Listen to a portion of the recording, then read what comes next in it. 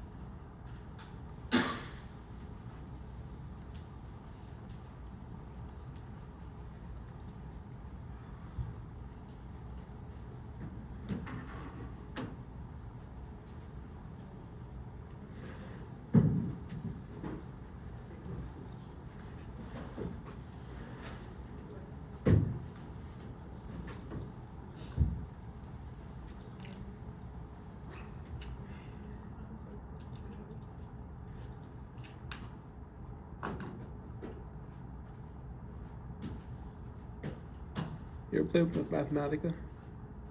Yeah, I did. It did a real good job making economic models. They wanted us to do one. Real good. I do math stuff like mathematical. When I do math research, but not, I didn't see these economic models.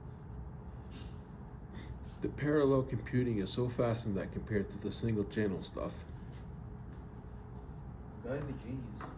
Oh yeah. He got his MacArthur award when he was about 22, 27. Oh, he'll tell you he's the smartest person in the world. I don't think he is, because he didn't get any. I mean, if he would be smart, he would invent a AI. We'll see now. But he's smart for sure.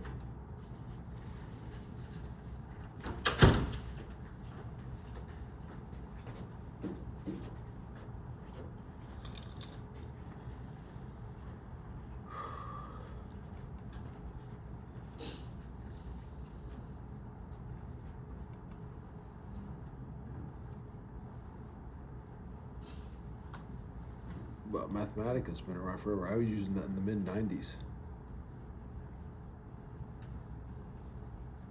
A lot of them were from the mid 90s, right? Maxima, Net, Maxima I never used. Maple, Maple I've used. MathCAD I used to use more, but not recently. MATLAB.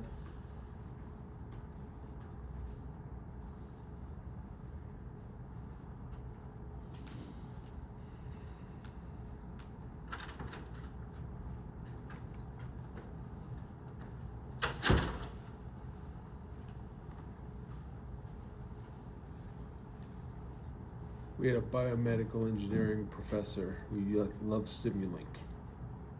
Simulink. Essentially, it's part of MATLAB that does differential equations via Laplace transforms.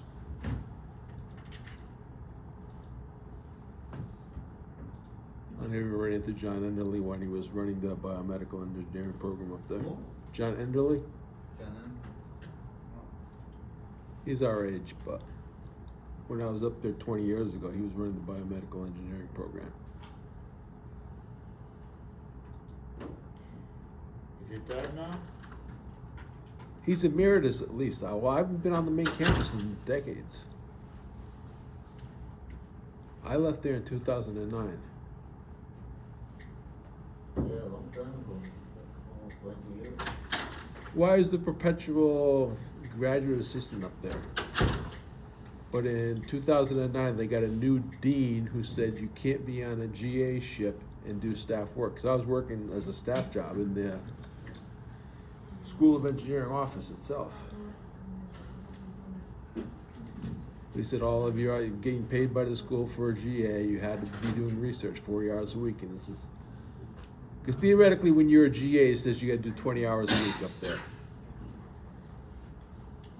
And they gave you at that time, it was 25 to So 30,000 a 90% year. of the research that they do is fake. And we both know that. Yeah. And faculty jobs in engineering is all grant writing. I know. When I left there, the option for a faculty job was you started at 95,000 a year. They gave you 2 research assistants, but by year 5, you had to be cash positive. It means pay your own salary, benefits, and your 2 research assistants plus whatever more you hired on. And if you weren't that, you got kicked off tenure track. So I said, I'm not interested in that. Okay, so let's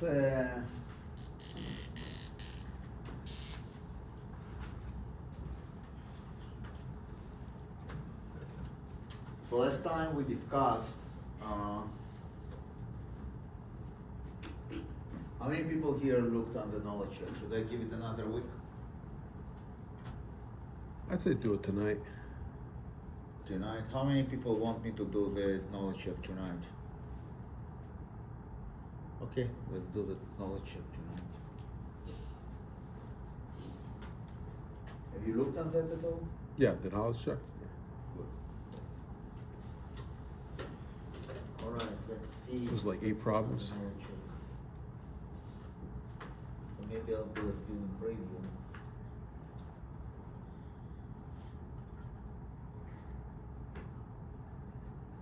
Go here.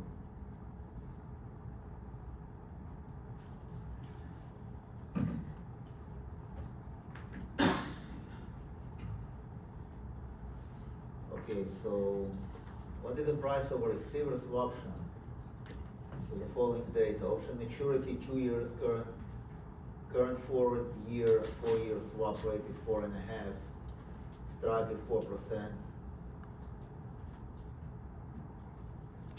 vol is 20%, swap risk rate is 2%. I have no idea what this 5 is here. So let's see.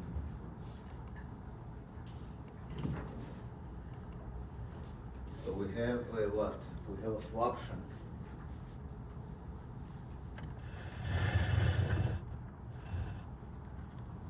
And the entire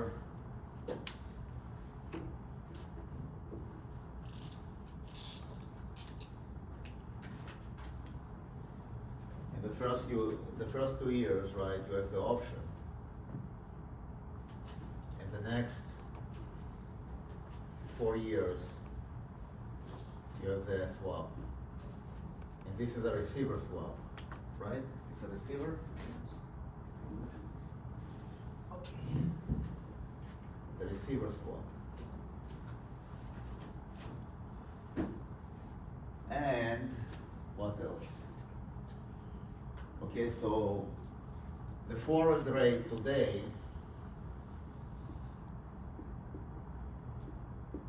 is 4.5%. The strike is 4%.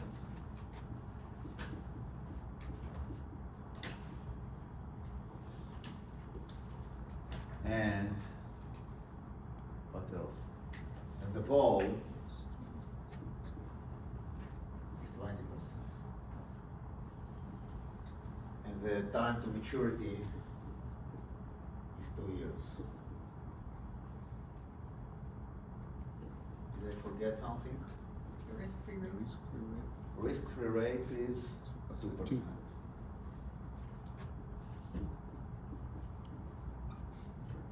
Okay, so I think that's it.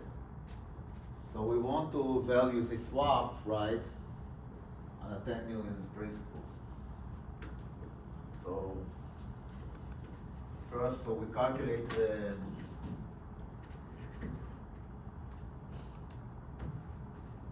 so it's a receiver swap, right? It's a receiver swaption, so I think it's a put, right?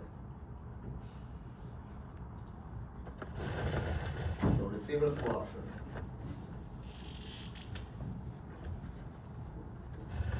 It means that you will receive fixed, so you will receive 4.5%. So you want the rate to go down in order to make money. So it's a put option.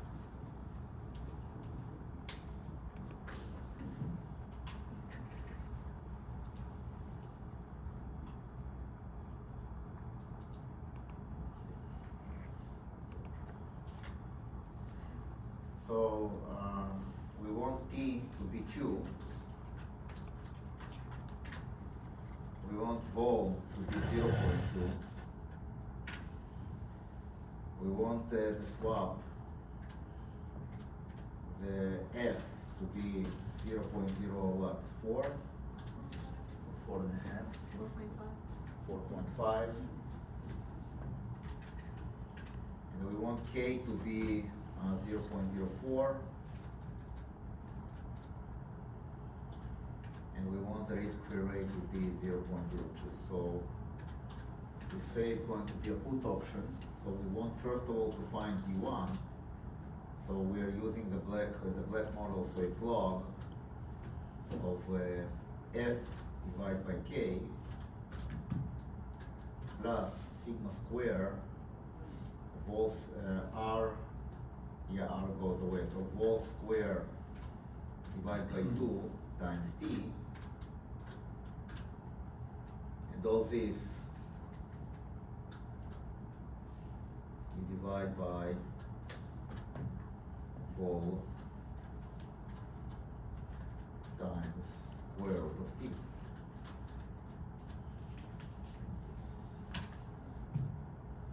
And D2 is going to be, D2 will be D1 minus sigma times vol times square root of T.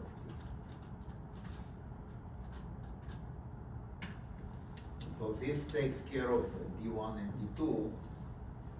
So what I want to do now, I want to actually value the put option. So the put option, just to remind you, it's minus F times N minus D1 plus K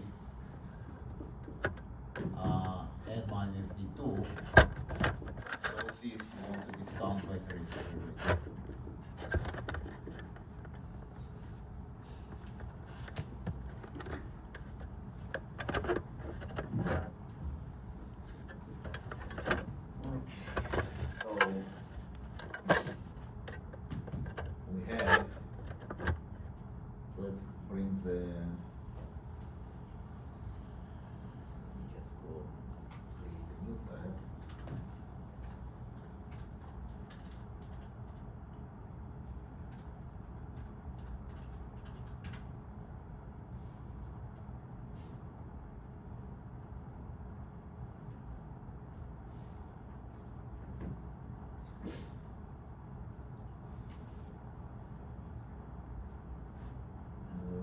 Lecture slides, lecture 5.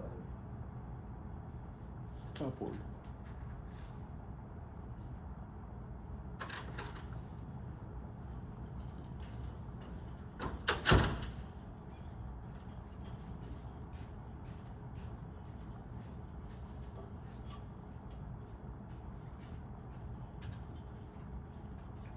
So we want this formula here.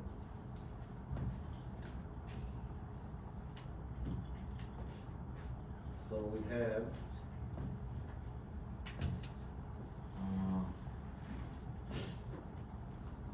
we have F times minus F times T norm of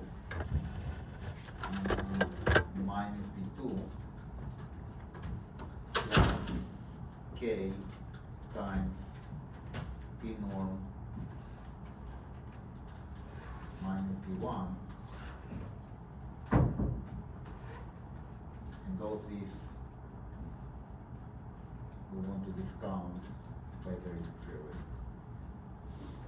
So risk-free times T. Professor, Yeah. should it be F times P norm to the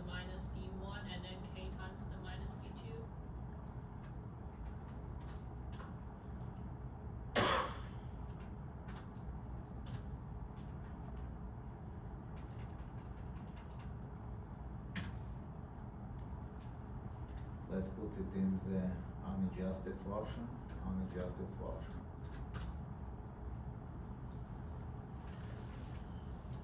Now I want to adjust it, right? So I will get 1 minus exponential minus f times.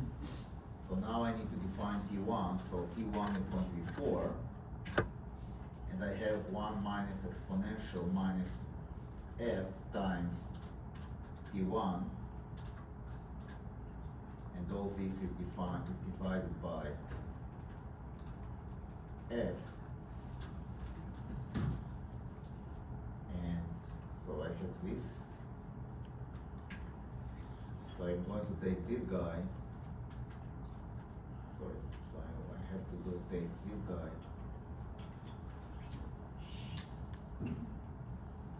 So times US.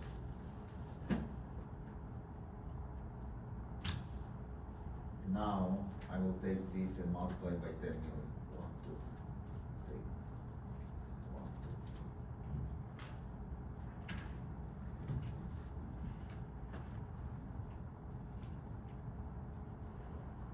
3. So here, right, probably this is the correct one. Questions? Okay? Next one. Sir, can Yeah. you go back to the code, please? Can you go back to the code? Yeah, absolutely. Thank you.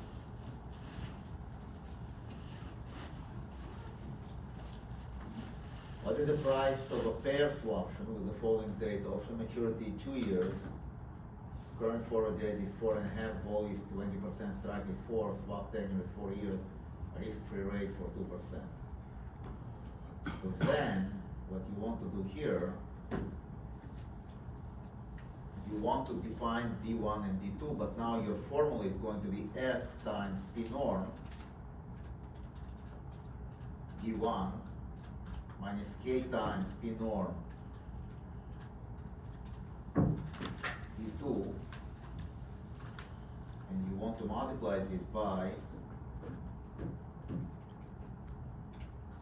exponential minus the risk-free rate times T. Like this.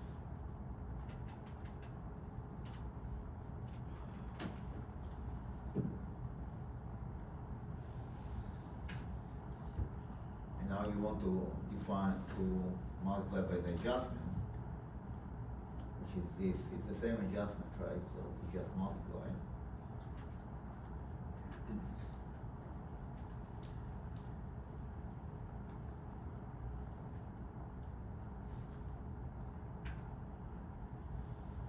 Where did I go wrong here? Ah, maybe I don't. Maybe I want to put another bracket here. Maybe it will cure it.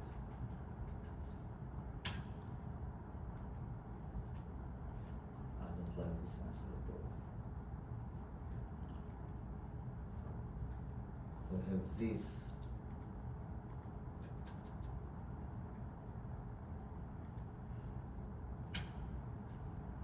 And I want to take now the adjustment. So where's the adjustment? This guy.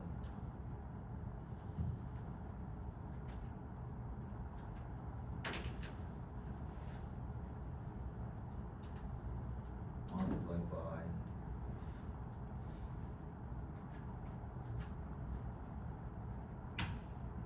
Oh, much better. So here is going to be A. Is this clear? Right? So I'm using the same formula over and over and over again. This is basically the unadjusted.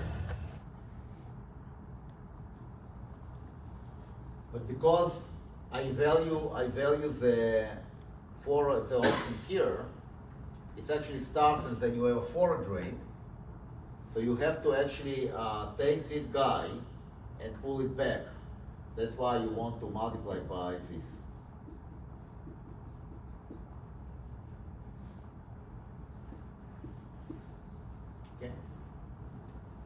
This is for the continuous. If you don't have a continuous, right, you replace this exponential with 1 minus 1 plus y, I think to the power n plus m or something like that. Y divided by n plus n to the power of n plus m or something like that. Times f times p1.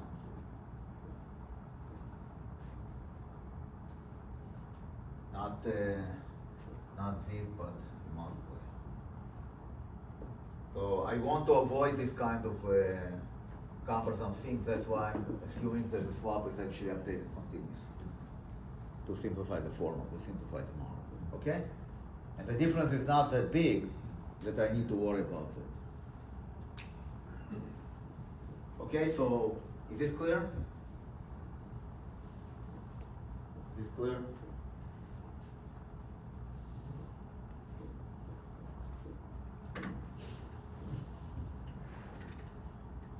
Next.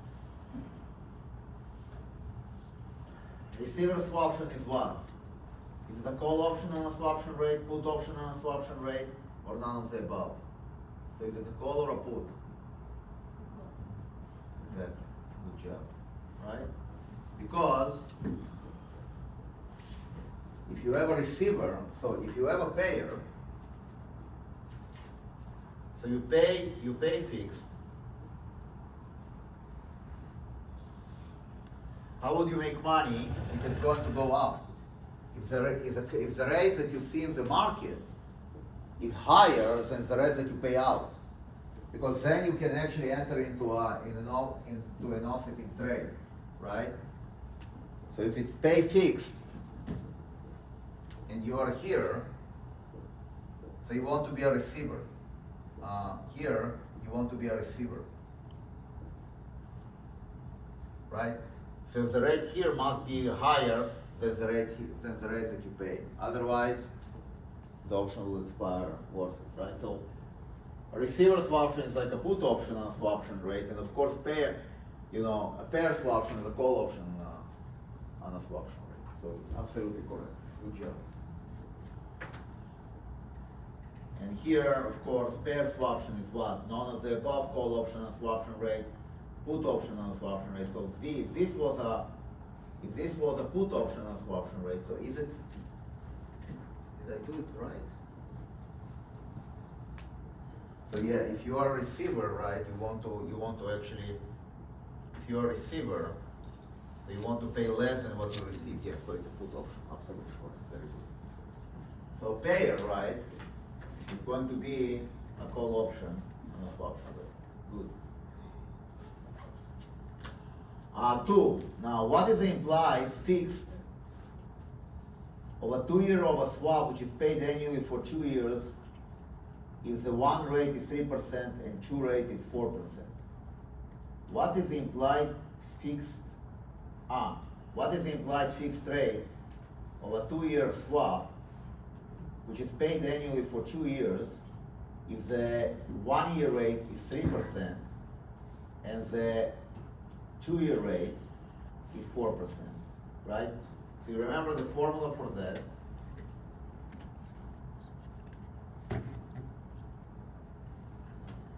We go back here. This is going to be the formula, right? So it's going to be the 1 minus the discount rate between our T and Tn divided by the sum of the discount factors. Right? And how do we get this formula? So let me just take this up because it's actually bothers me. I don't have enough real estate to explain it. So I'm going to take it up. Where do I take it up? Here somewhere. Then I will turn on the projector.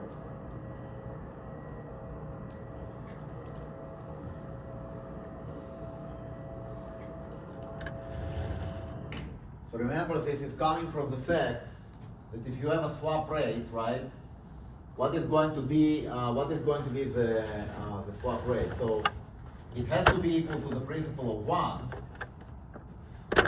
okay? So it's going to be C times df1 plus C times df2.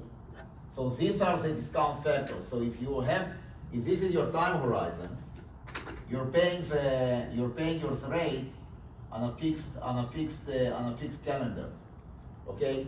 And you want to present value it, okay? So then if this is C, and until the end, and then at the end you pay not just C, but you pay 1 plus C, okay? So you're going to get here C times df1 plus C times df2 plus C times df3 plus Cn times dfn plus, and here, right, you want to take your 1 and you want to discount the fact by n. So from here you get the equation for C, right? You have 1 minus d, the discount factor, divided by the sum of the discount factors. Okay? So now let's go back.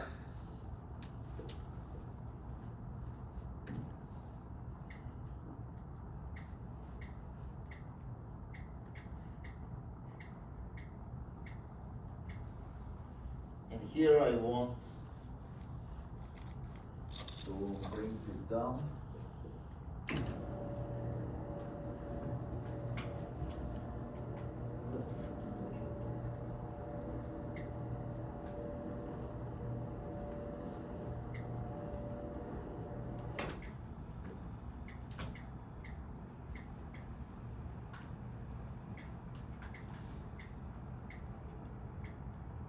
Okay.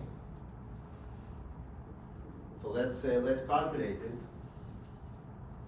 So what is the discount factor, right? It's exponential of minus the risks minus R, right, which is your rate times t, and you take the minus. So let's see if it works.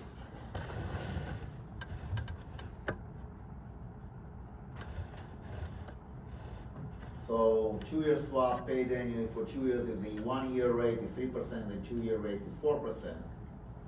Okay, so discount factor 1 is going to be exponential minus the risk-free rate. What was it there? 3 minus 0.03 times 1, and discount factor 2 will be exponential minus 0.04 times 2. Is correct?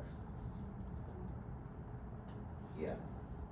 So now we have that we are going to take 1 minus df2, and we're going to divide by df1 plus df2.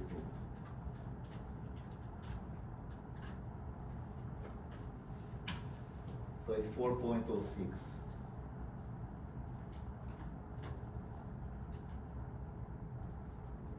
Questions?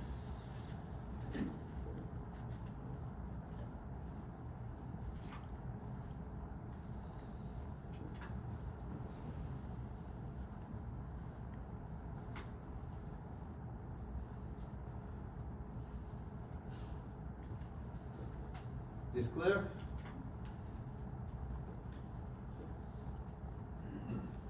This clear?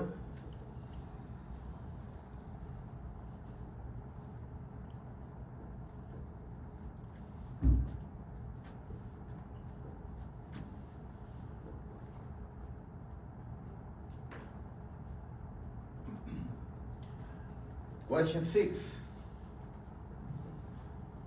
You have a swaption on a 2-year rate which expires 1 year from now. What is the input price for this option if the current 1-year rate is 1% and the 3-year rate is 5%? How do you do that? It's very simple.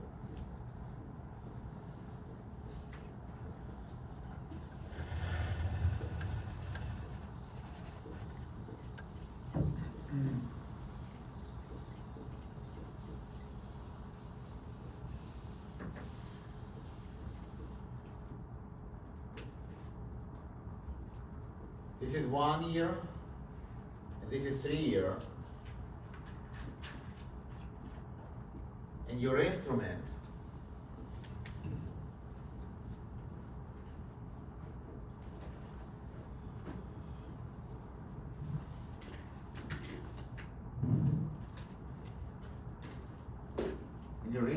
is what? Is this.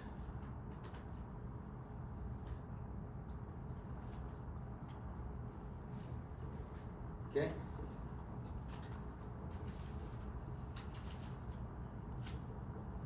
So what is your forward rate? Okay? So it's going to be Y, 1, 2. So this is going to be the rate 3 years from now. So 0.05 times 3 minus the current rate is 1%. So it's going to be 0.01 times 1, and you divide by 2. Okay?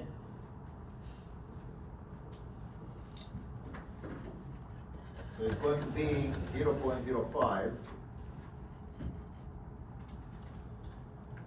times 3 minus 0.01 times 1, and you divide by 2.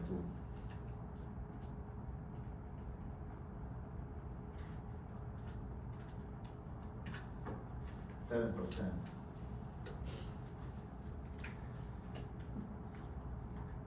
Okay?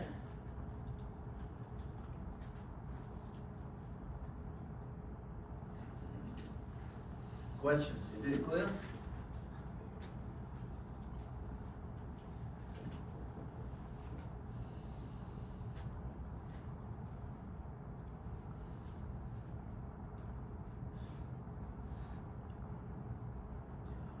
Question 7.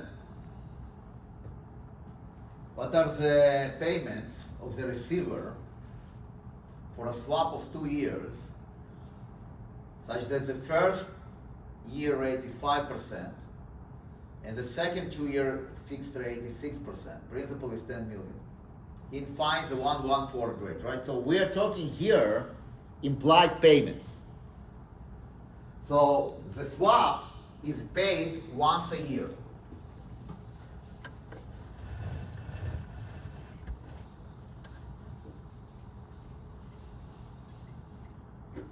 The swap is paid once a year. The receiver pays the swap once a year. The first time it pays the swap,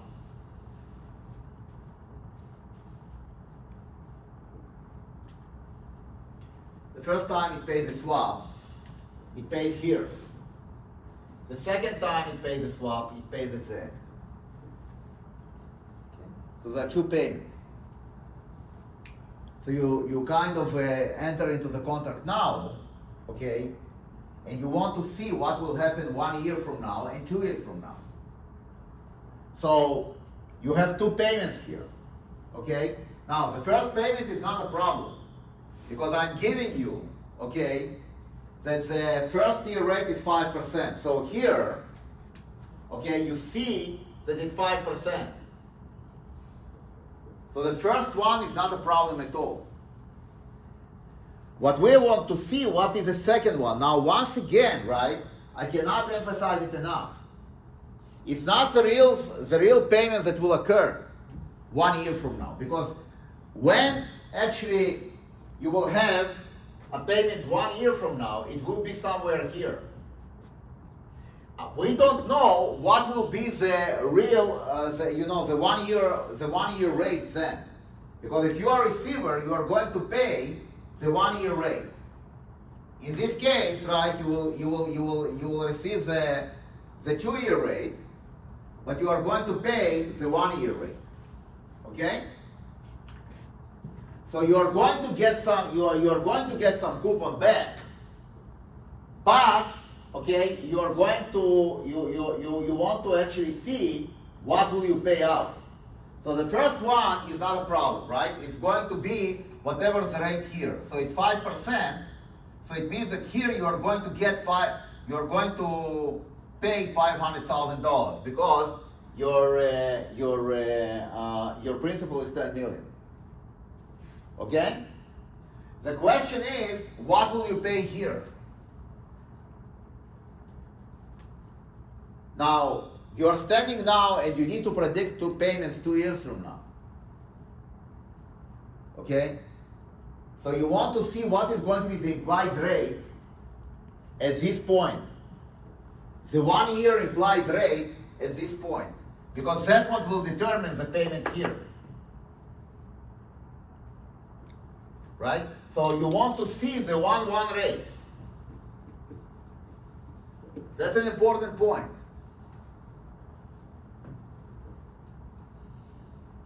It's a little bit more, it's a little bit kind of cumbersome. It's a little bit cumbersome. Because what you are actually projecting, you're projecting the payments of a receiver. And the payments of a receiver will be determined at 1 year rate at that point in time. But of course you don't know what is the actual rate. So what you do, you try to project. What is going to be, you're standing now, what is going to be the implied rate, let's say 1 year from now, right? So if nothing changes, let's say that, that the implied rate will be the quote unquote the correct rate 1 year from now. What is going to be the payment? So you want to find the 1-1 rate. Okay? So what is going to be the 1-1 rate? We said that the 2 year fixed rate is 6%, so it's 6% times 2 minus, and the 1 year rate is 5%, so it's 5% minus 1 times 1, and you want to divide by 1 because it's 2 minus 1. So you're getting 12% minus 5, divide by 1, so this is 7%. Let's see. So it's C. Okay.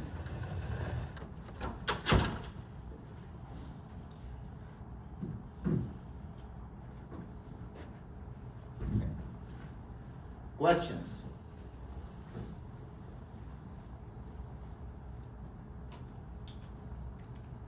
So it's a yes. Can you explain one more time why you divide by 1? Absolutely I can. Because remember, I need the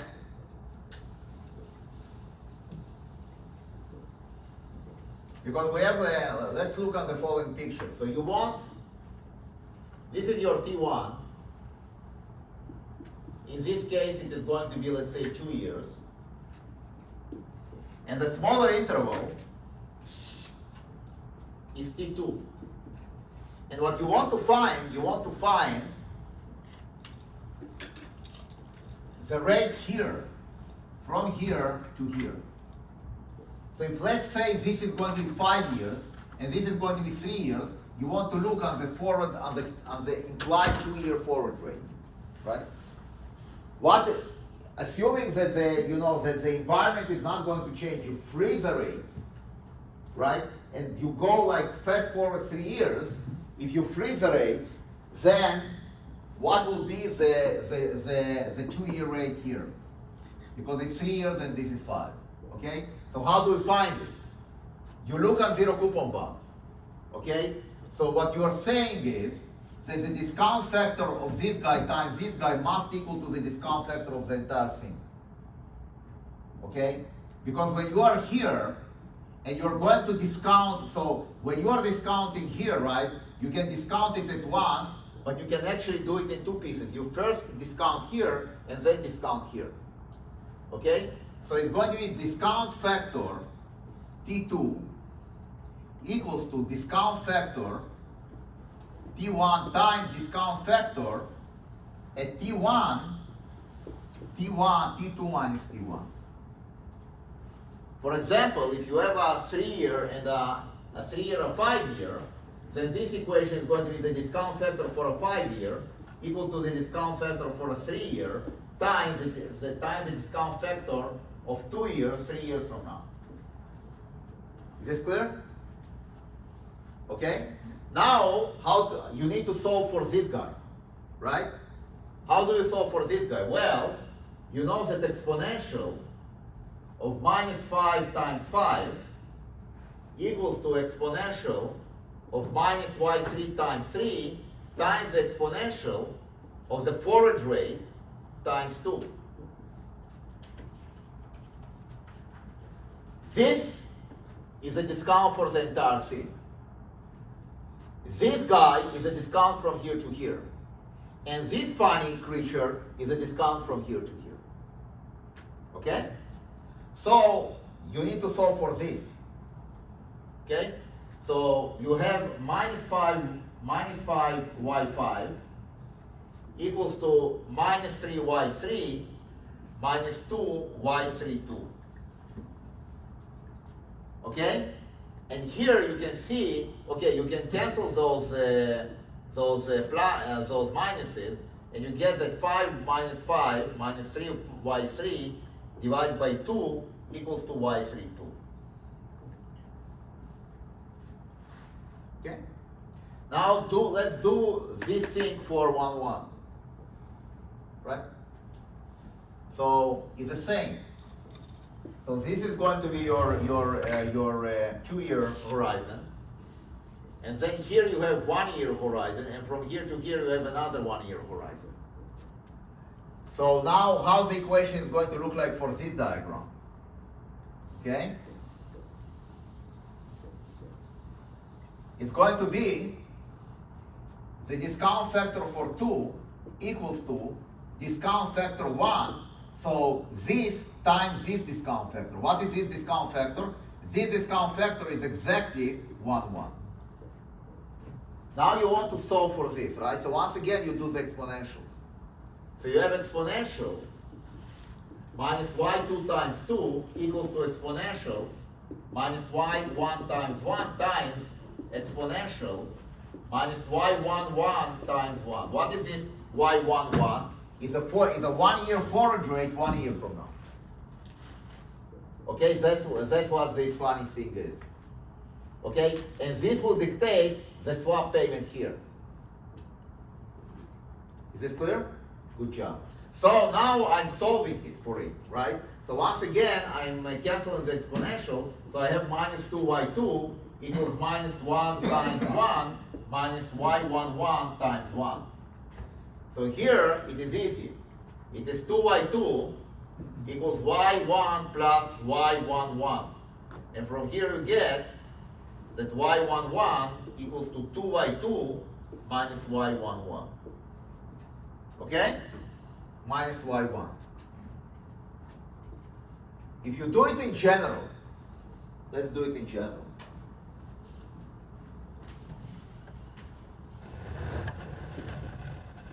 This is your T1, and this is going to be your T2. And now your equation is the discount factor for T2, which is this, equals to discount factor of T1, which is this, times the forward discount factor, df T1, T2 minus T1. T2 minus T1 will tell you the difference between this time horizon and this time horizon, right? So now you have exponential minus yt2 times t2 equals to exponential minus yt1 times t1 times exponential minus yt1 t2 minus t1 times t2 minus t1. Why t2 minus t1? Because that's the time horizon here. If it's 5 and 3, this is 2. If it's 2 and 1, this is 1. So you want to find the time horizon here, you need to take the big time horizon, subtract the smaller time horizon. That's what I'm doing.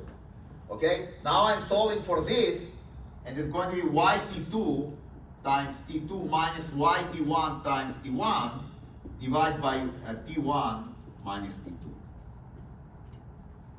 Okay? So when I do it here, right, I'm getting that it's 7%. But it's a 7% on 10 million, so it must be 700,000.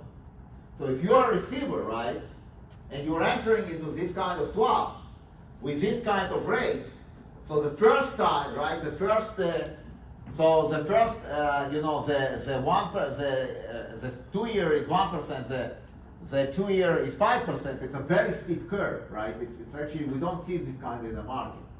but it's a very steep curve. If you are actually entering into something like that as a receiver, okay, the first year you are going to pay $500,000, right?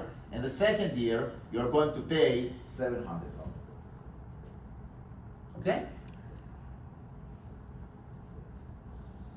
We don't see those kind of rates of 5 and 6%. 1% difference between the first 1 year and 2 year is very high. It means that something is actually very broken in the market. Yes? So when you did the 5 one and you had the discount factor of 3.2, that was a 2-year rate 3 years from now? Okay. Exactly. And if it would be 2 and 5, it would be a 3-year rate 2 years from now. If I swap, right? Don't confuse me too much, hold on. If you want to be a fixed income trader, you want to know all these things and not get confused. That's the fun. Yeah.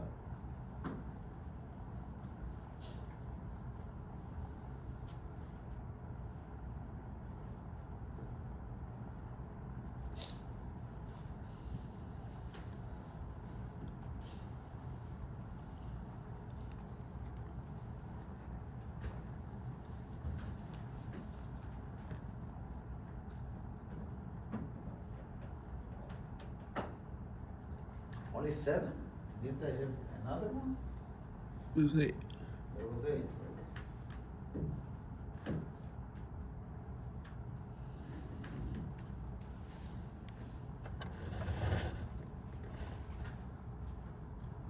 So now this is right. This is exactly your question. The rate for 3 years is 4%, and for 5 years is 5%. What is the forward 2-year rate 3 years from now? This is exactly your question. Okay.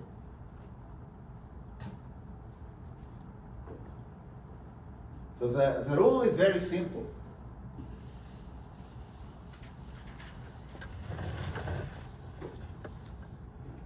In this business, you always have a big, the big distance, and you have a small distance.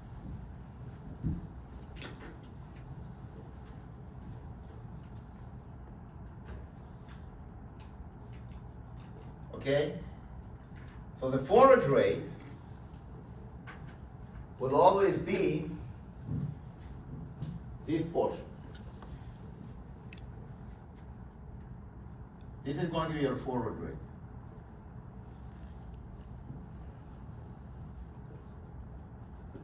This is going to be your forward rate, right? So it's going to be T2 minus T1 as a forward rate.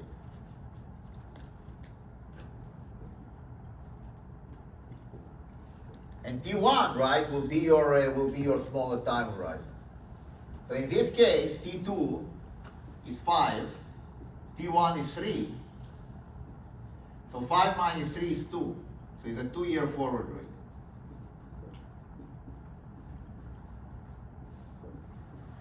Three years from now.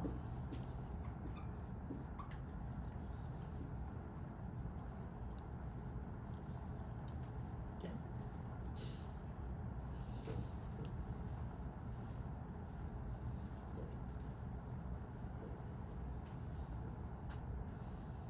So it's easy. Right? Once again, and I have to tell you something. I mean, I never thought that I would be engaging in storytelling, but I took over Prelis courses, so now I know. It's very foreign. This style of teaching with Harvard business cases and all that is actually pretty foreign to me. But if university asks you to do, that's my job. Right? So what you want to see, what is going to be your rate. So you have 5% times 5 minus 3% times 4. 3%, is it 4? No. 4% Yours is 4%. times 3 divided by 2. So it's a 6.5. Yeah, you are from the older generation, so let's do it together. 5% times 5 is 25%, minus 12% is 13%, divided by 2 is 6.5. 8.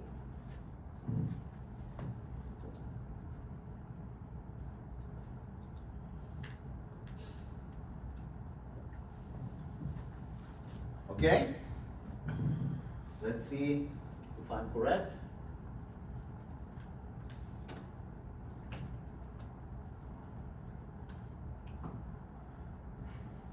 So,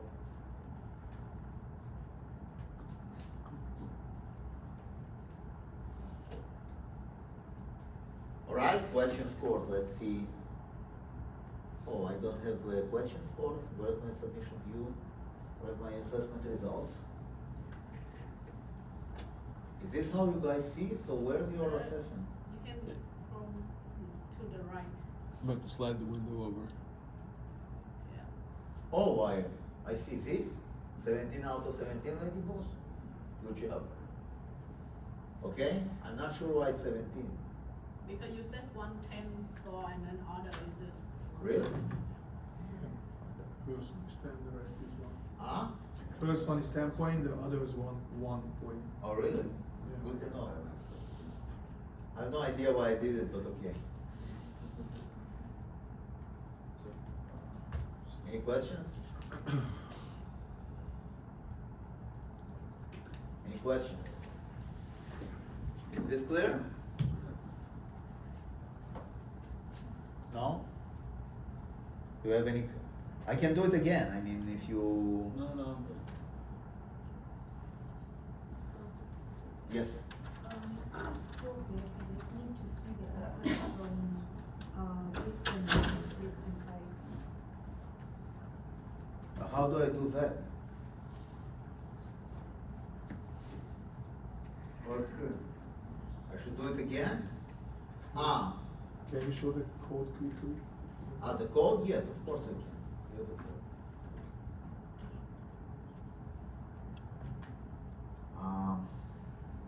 Now we need to actually start again. You want me to start again? So let's see. So start attempt 2. So the first one I think was this. The second one was, I think, this. Then the third one was receiver is a put or a call? I think it's a put. Put. Yes. Pair is a call. What is the implied fixed rate? Blah blah blah blah. I think it was what, 406? And then I think it was 7. 7. And this was this? No, this. Yeah, it just randomized the order. Ah? It just randomized. That's I the right know, answer. that's exactly what I want. I wanted to randomize the order. And this was 7, no? 6.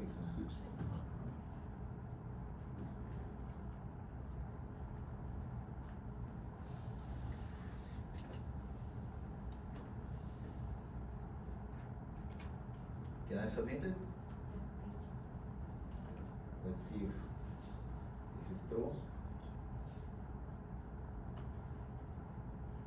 Okay, good job.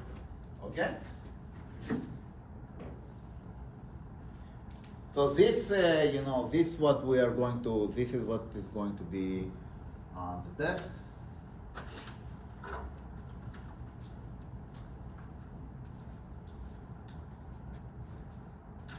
Hello.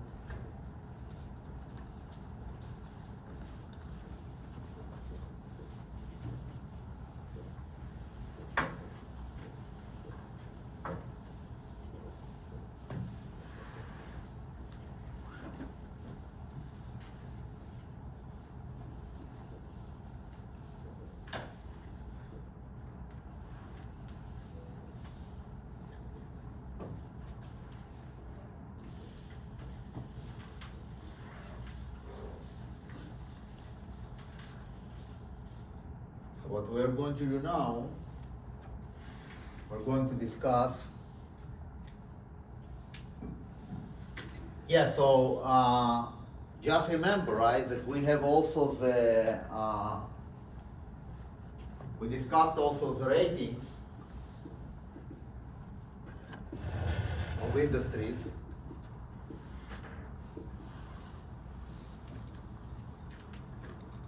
Right, so we discussed corporate, we discussed credit bonds. And I told you that credit bonds are basically bonds that are not issued by the government. Those bonds which are not issued by the government, right? Those bonds which are issued by companies or sovereigns or foreign sovereigns, right? So you have two big buckets here.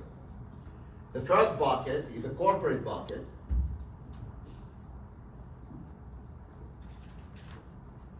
And the second bucket is a foreign sovereign bucket.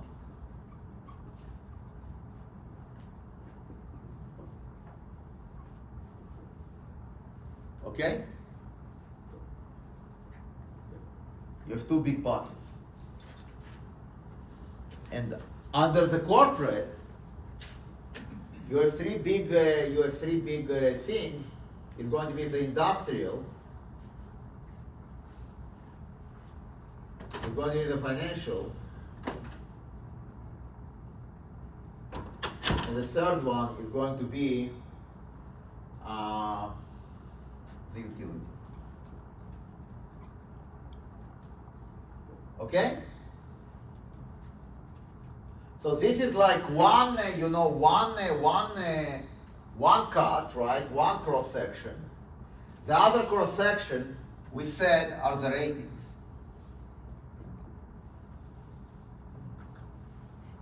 Okay? So you have basically rating buckets. You have triple A's, you have double A's, you have A's. So every one is plus minus, plus minus, plus minus, right? You have triple B, plus minus, double B, plus minus, single B, plus minus, and then you have the triple C's and the D's. Where the private equity makes all the money? In those buckets here. Little bit here, okay?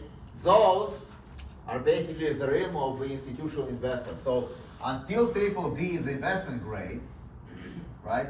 And then double B is going to be high yield. Okay? So that's going to be the breakdown on the bond side, on the credit bond side. Now,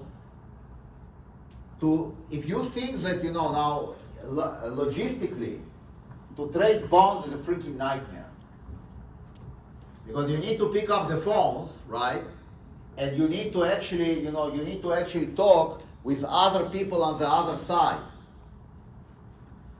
to get things done. Okay? So this was very cumbersome. And what people did in order to avoid this, they invented, the credit default swaps. So what I want to do now, I want to discuss the credit default swaps.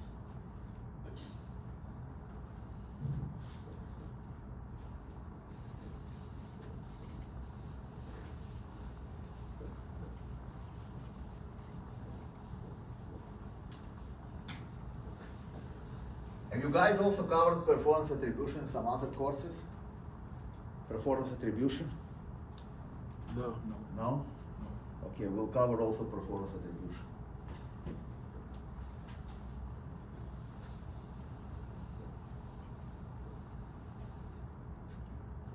Okay, so what are credit default swaps?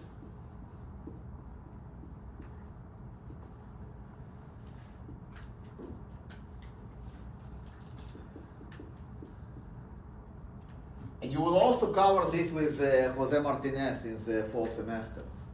Okay. So what is a credit default swap? Some of you also already covered it multiple times. So Essentially But, insurance. Huh? It's insurance. It's not insurance, but okay. People think it's insurance, right? So I have three parties involved. You have the buyer of the credit default swap. You have the seller of the credit default swap. Okay? And then you have what we call a reference entity.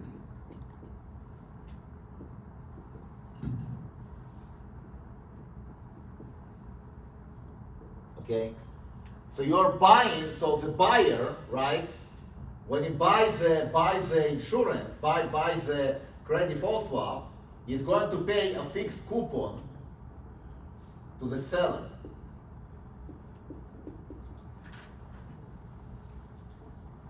He's going to pay a fixed coupon to the seller. Okay? Say for 5 years.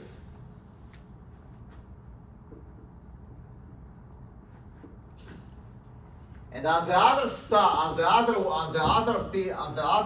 the aisle, if this reference entity, which is basically a company, but it's usually a bond, which is actually, you know, issued by a company. It's not a company, it's a bond which is issued by a company, right? If this guy is defaulting, if the reference entity is defaulting, okay, then the seller is going to pay the buyer 1 minus recovery times the principal. Okay? That's how it works. So let's take an example in R. So let's assume now that we have that we are actually have a contract on IBM, and the coupons, the current coupons that you see in the market is actually going to be 3.5%. Okay, that's your coupon. The horizon time of the CDS swap, so CD maturity,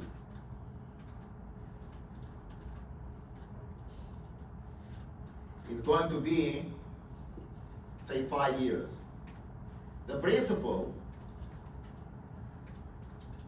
is going to be, let's say, 10 million. Okay, so once again, just like with Treasury futures, okay, you do not have any leeway here. You cannot have a credit default swap on a $1 million. Because nobody trades default swaps on less than $10 million in principal. Okay? So that's why this instrument is actually, it actually belongs to the exclusive club of either hedge funds or, right, investment bankers. Retail investors cannot trade credit default swaps. Even if you had, let's say, 20, 30 million and you wanted to actually start trading the instrument, you still need to go through what we call the ISDA process. International Security Derivative Association. And only when you are actually going into the ISDA process, right, only then you can actually start trading those kind of instruments. Okay? So, you have a principal of $10 million, maturity is 5 years, and the coupon is 0.035. So let's say if we have a good state of the world, right? How does the payment profile is going to look like? So you have basically 10 payments because you are going to pay every 10 years. So you're going to be a rate of 0.035 divided by 2, and you have 10 payments, like this. And you multiply by 10 million. 1, 2, 3. 1, 2, 3. So that's going to be your payments. You're going to get, right, you're going to give, if you're a buyer of credit default swap, you're going to write a big fat check to your professor of $175,000 every half a year. And after 5 years, right, if IBM doesn't default, you are going, the contract expires. So there is no principal payments. The principal is only here in the exception of the contract. The payments themselves, right, are in some sense like an interest payment. The 175,000 is coming from the quote-unquote the coupons, the interest. Okay? Is this clear? Now, what happens if I default, if IBM defaults after 2 years? What happens if IBM defaults after 2 years?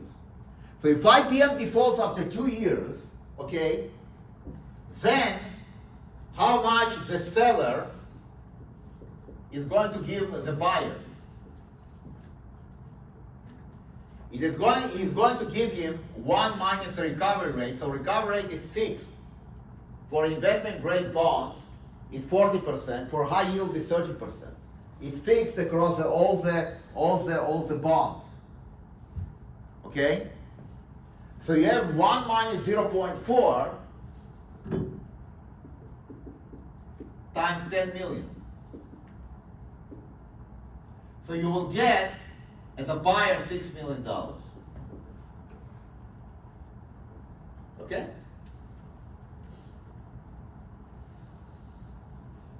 Is this clear?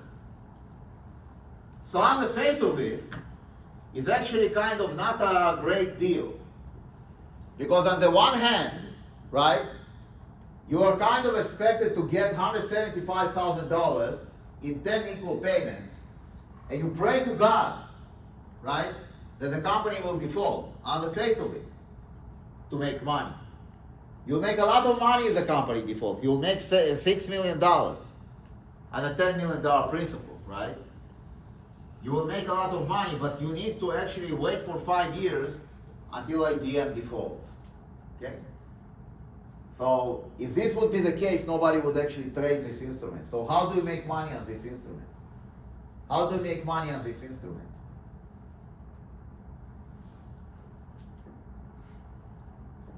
Right. This instrument is the most popular way to what we call to trade credit. So for Lady Boss, nobody actually trades bonds, Lady Boss, right? Everybody and their mother, and you as well, when you'll be on the desk, on the credit desk, you are going to be trading these instruments left and right, right? So how do you make money on this instrument? How do you make money? Wake up. How do you make money? Why is it the most frequently traded? If you want to actually express a credit bet, you will actually go and you will trade this instrument. How do you make money on this instrument? How do you make money on bonds? How do you make money on bonds? But the company staying true to their obligation? Or not? No. When the interest rate goes up and The down. interest rate goes up or down, right? Correct? Good job, right? So what is going to go up and down here? The coupons that you are paying. So on IBM today, the coupon is 3.5%. Tomorrow, the coupon is 3.7%. What will you do as a buyer?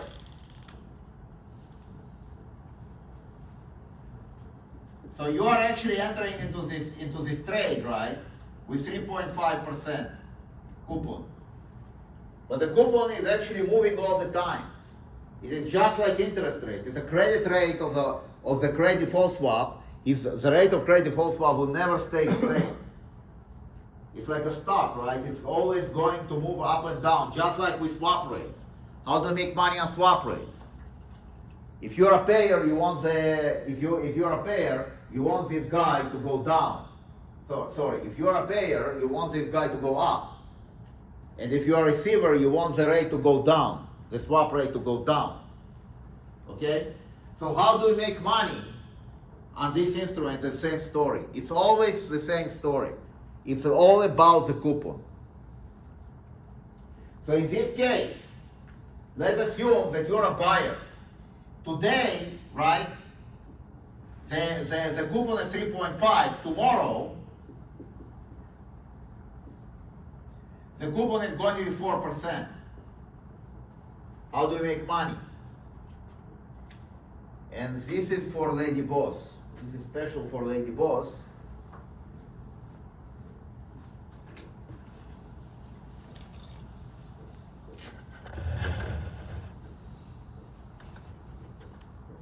This is all about intuition, ladies boss, right? So you're a buyer of CDS, and you're paying 3.5% out, right? To a seller. And now the coupon goes up to 3.7%. How will you make money as a buyer? Any ideas how do you make money as a buyer? How do you actually make money? How do you actually cancel the trade? You're going to be a seller of credit default swaps, that's how. You are here, right? And you're going to take, and you're going to be a seller of a credit default swap. So how much money you're going to make? If you're a seller, you're going to get 3.7%. You're going to push forward 3.5%. So you have 20 basis points that you pocket every half a year. What happens if the company, if the reference entity defaults? Why do you hedge against this against this scenario? Well, you're hedged against this scenario because if you're a seller here, right, you are actually obliged to give this guy $6 million. However, you're actually a buyer of credit default swap, so you will get the $6 million from here. So you always do it with the same company. Exactly, absolutely. You do the same reference entity. It is just like with treasury bonds or treasury futures, right?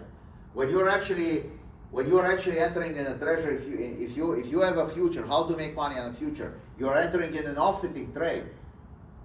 Say you're a buyer, right? You want to be a seller of the future.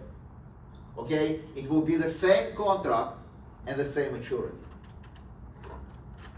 So it's the same story here. Okay? It's the same story here. So if you're a buyer of credit default swap and the rate goes up, you make money. What happens when the rate goes down? Who makes money when the rate goes down? The seller. Seller. Very good, lady boss. You see, you're getting your intuition. So I'm a seller, okay, and I'm getting 3.5%. And now, there is an agreement in Iran, right? And credit defaults drop. I mean, yeah, credit defaults will probably drop. Okay, now they 3%. So what will you be? You'll be a buyer at 3%.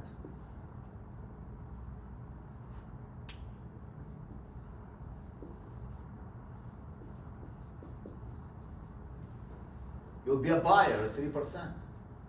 Here, you're in the middle. On the one side, you're a seller, but on the other side, you're a buyer. Okay? And here, the 3 point, and how much you will make.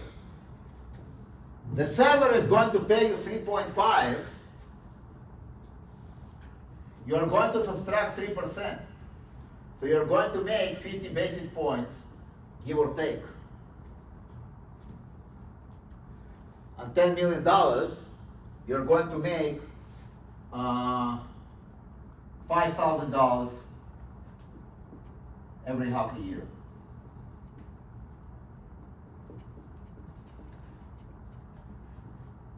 Okay, what happens if the reference entity will default? It's the same reference entity, the same contract, it's the same maturity. So if half a year passed and now it's 3.7, you're entering in an offsetting contract with with whatever new rate you have. Okay? What happens if IBM defaults? Well, that's easy. As a seller, right? As a seller here, you're obliged to give him $6 million. Where will you get the $6 million from here?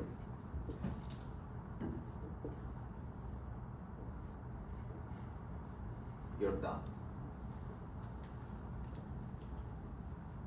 So it's a pure credit bet. It's a pure credit bet, and we will see now that what is actually driving these rates is going to be the spread. The difference between what I discussed with you the difference between the yield of the corporate minus the yield of the treasury. That's what we call the spread, the option adjusted spread. Okay? And it's basically the same principle over and over and over again, right? In these leverage instruments, be it futures, be it swaps, be it those crazy stuff, right? The only thing which actually, you never actually hold them until maturity. Because if you hold these instruments until maturity, you are almost surely guaranteed to lose money. You will almost surely guaranteed to lose money because the fact, IBM is going to have very hard time to default. It's actually, it's not what it used to be, because it used to be actually the hardware, software company, everything. Now it's just a huge consulting gig, right? But it doesn't mean that it will actually default. So IBM, right? So you will never actually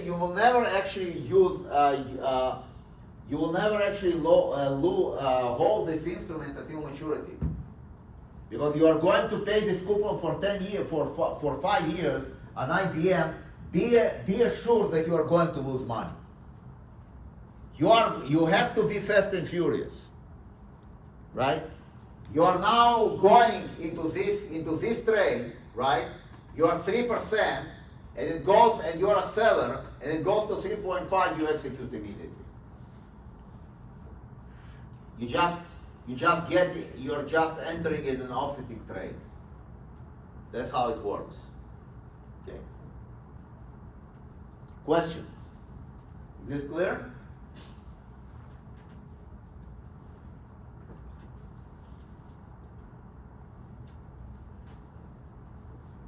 Is this clear?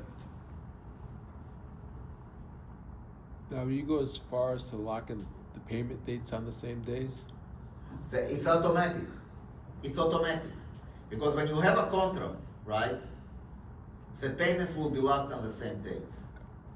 These instruments are actually issued semi-annually.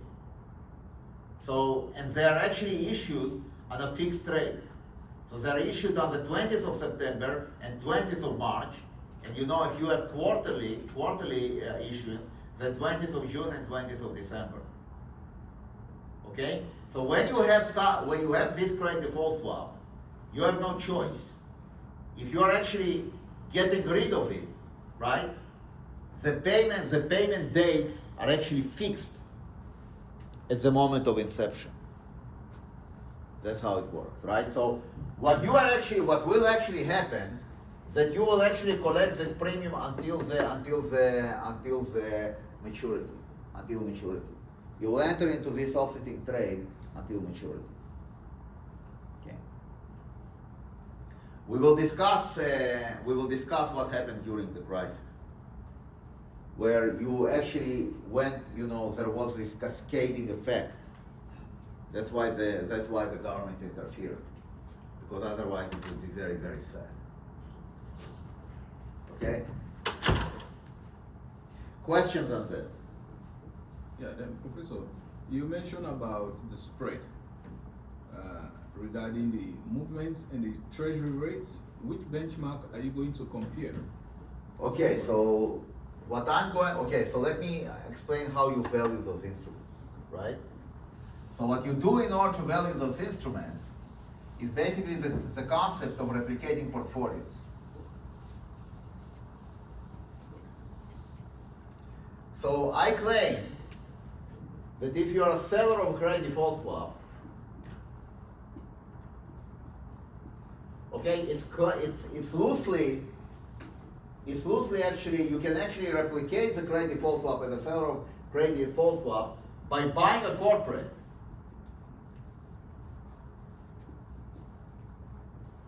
and shorting the treasury.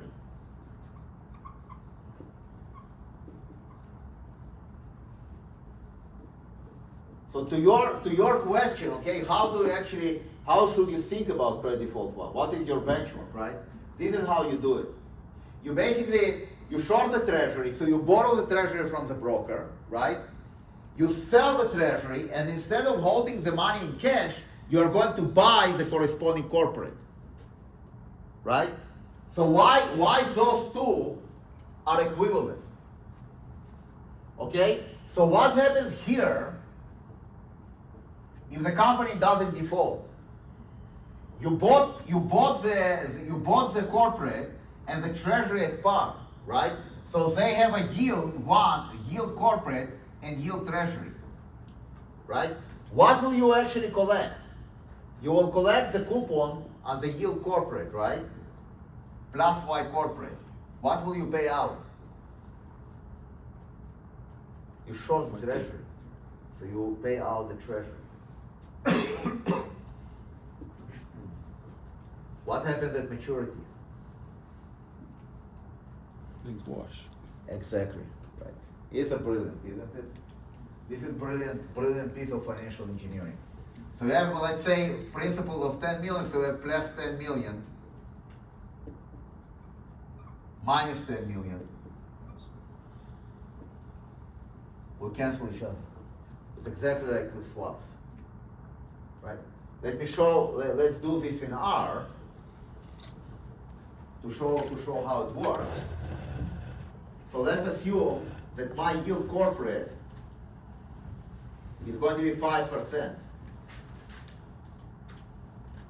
And my yield treasury is going to be, let's say, 4 and 3, 0. What is the 10-year now today? It went up a little bit, no?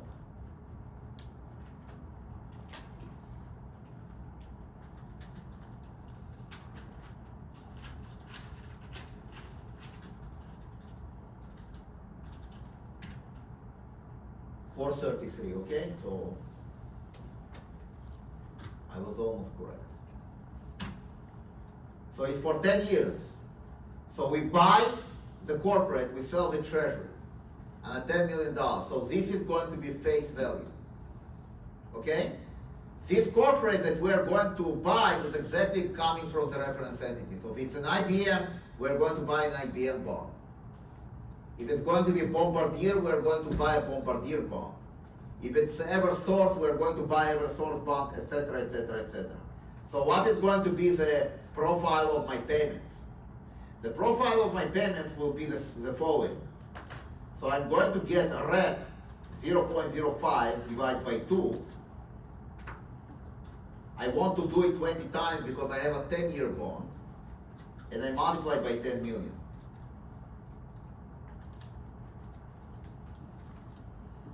So this is going to be payment corporate.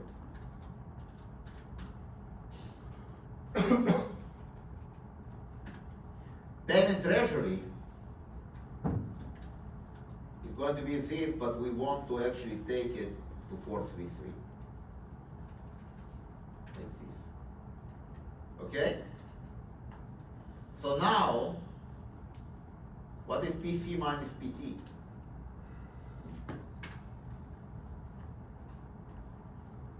The difference between the corporate and the treasury, right? What is happening at maturity? So at maturity, I need to say that PC 20 is going to be PC 20 plus the principal of 10 million.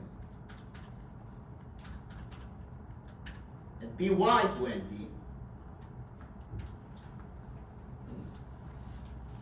is going to be PY 20 plus 10 million.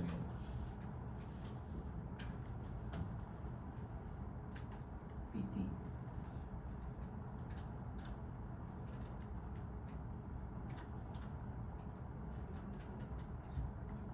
So PY is going, PC is going to be this. $25,000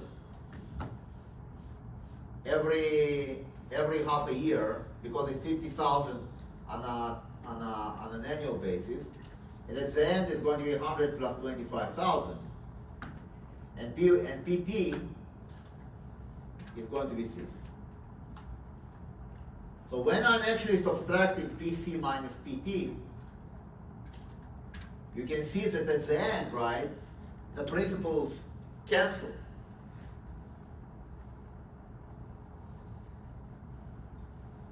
So the principal cancel, right? And you just see the difference in the interest. Okay.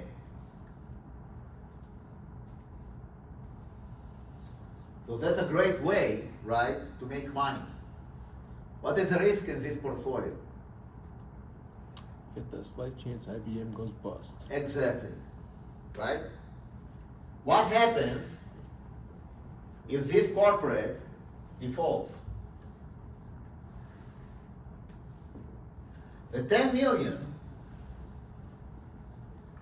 okay, will collapse to to the recovery rate of the bond. So out of this 10 million, when you actually go bankrupt, the bonds do not go to zero. They go to a certain amount of money that investors think they can recover from this bond.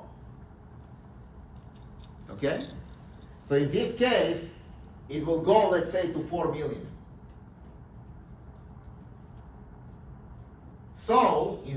So how much money I am going to be on the hook for?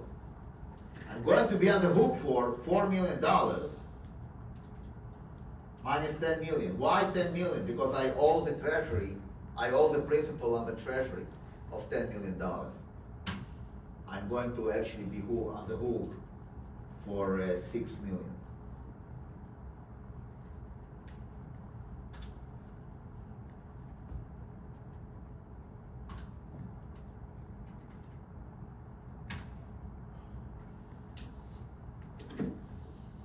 Okay? In a normal state of the world, in the good state of the world, right? The principal that I will actually get at the end of the 10-year bond maturity for the corporate will offset the principal of the treasury of the 10 million.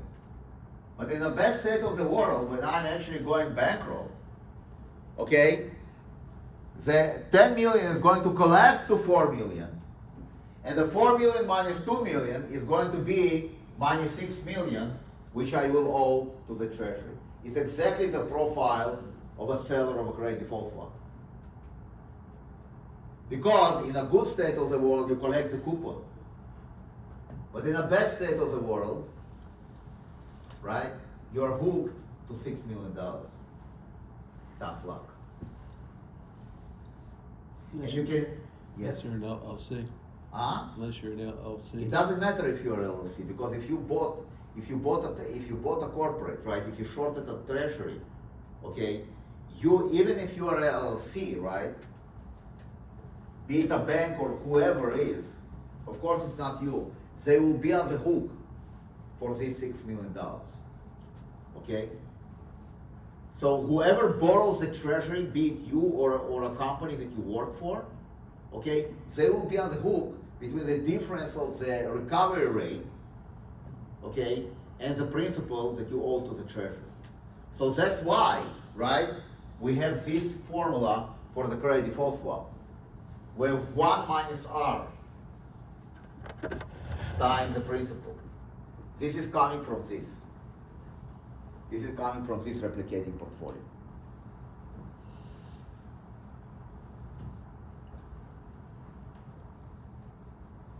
Okay. Questions? Is this clear?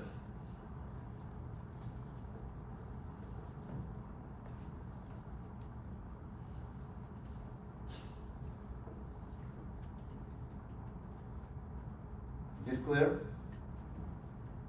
Good. Okay, so you can see that if you're a seller of a credit default swap, it's exactly equivalent to this portfolio, where you short the treasury and you buy the corporate. It's a long-short portfolio. It's a long-short portfolio, right? You long the corporate, you short the treasury. What is the difference between how much money you're going to clip here, right? You're going to see that it's YC minus YT. Now, if it's going to be a buyer of credit default swap,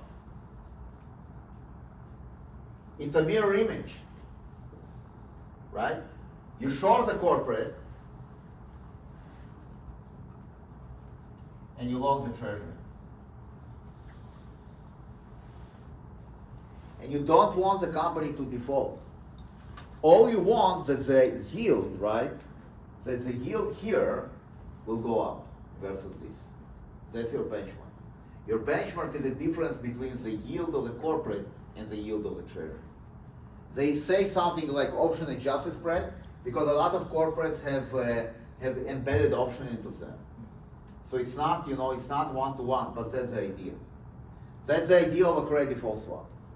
Now, looking at this portfolio, can you tell me, right, what is the duration of a credit default swap?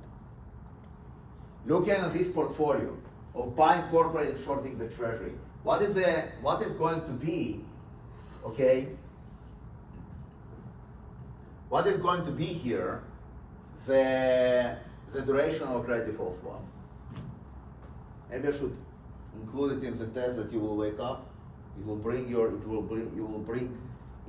your attentive very, very, very quickly.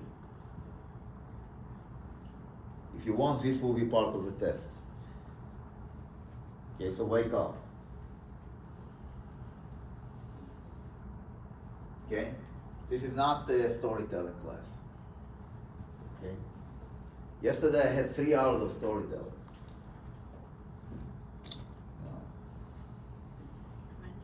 Huh? Yes, Wednesdays. You know why? Okay, good. Huh?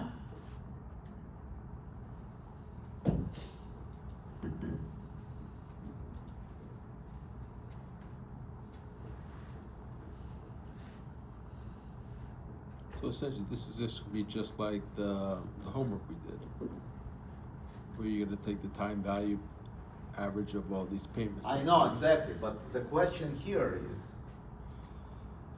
what is the duration? Quick and dirty. What is the duration of a corporate with the same maturity as a treasury, right? It's almost the same duration. So the duration here minus this, right? The duration of this portfolio, the exposure to the interest rate is very close to 0. Right? What about the spread duration? In other words, you just look, right, at the difference of YC minus YT. This is called the spread.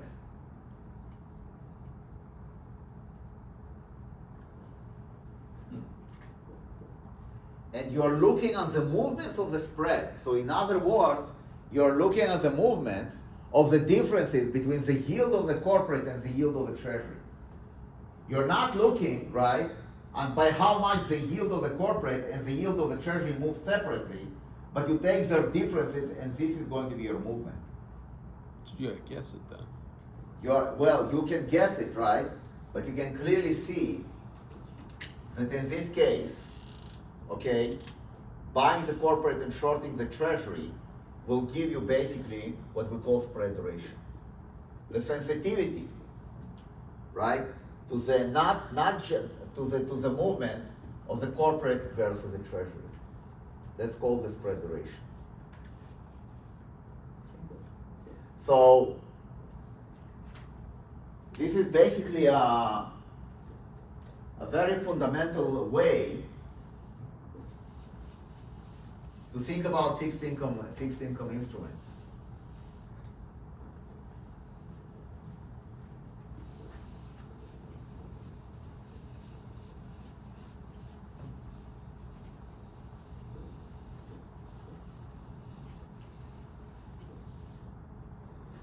So you look at the corporate, okay, at the corporate yield. And you're going to say that the corporate yield, you want to decompose it into two parts. The first part is the corporate yield minus the yield of the treasury. And the second part, the yield of the treasury. This is going to be called the spread. This is going to be called the interest rate, right? So when you talk about credit bonds, or you talk about credit portfolios, what you are actually looking for, you are looking for two sources of risk. The first source of risk is the interest rate itself, right? But the other source of risk is a difference between the corporate yield and the treasury yield. Because that difference will express, right, the sensitivity to credit, to the credit itself. So what you want to do, you want to add the interest of the corporate bond, but the interest of the corporate bond hides inside itself two different kind of components. The first component, right, is the treasury itself.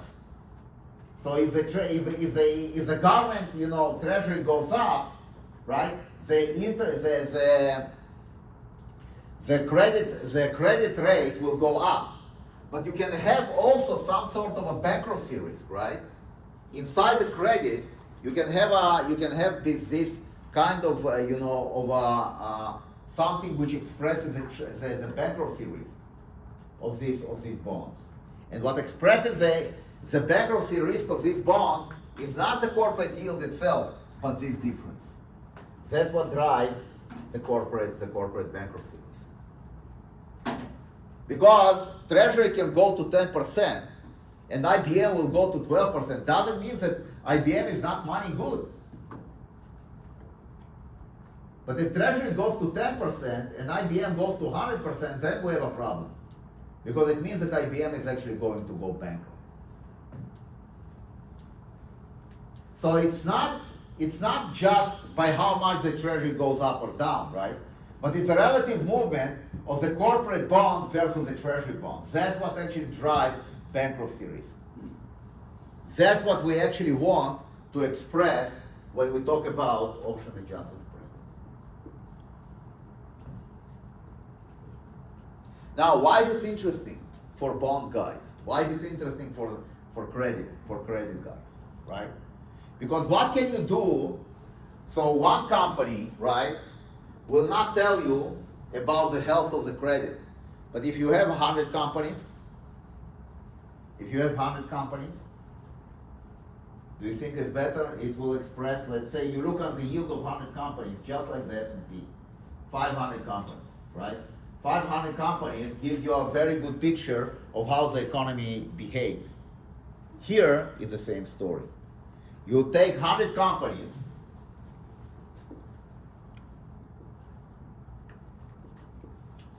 with 100 yields, 100 OAS, it will tell you exactly, right, how the risk of the bankruptcy actually spread over the economy. Now, if the economy is good, do you think the bankruptcy risk is low or high? Should be low. Should be low, right? Very good. So what does it tell you about this spread if the economy is good? Should decrease. Exactly, it decreases. Right? So think about that. If you have a treasury bond, and the treasury bond goes down, you know that the economy is a deep doo-doo. But if this guy, if the difference between the corporate and the treasury goes down, that's okay that's okay in a good economy. So paradoxically, you have an instrument, right, which are actually where the rates are compressing if the economy is good. Is this clear? And if the economy is bad, what will happen with the spread? It should widen. It should widen. Think about treasuries, right? When treasuries are widening, what does it tell about the economy? That the economy is hot, right? So you have this kind of instrument which actually moves against the treasury yield.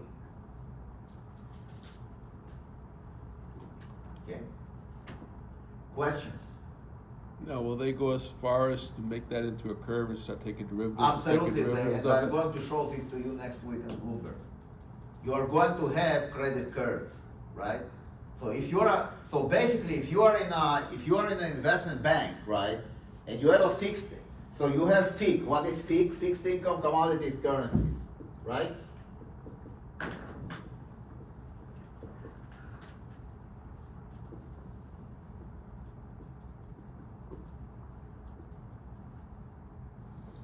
You have one desk which is an equity desk, another one which is fixed income commodities currencies. Okay?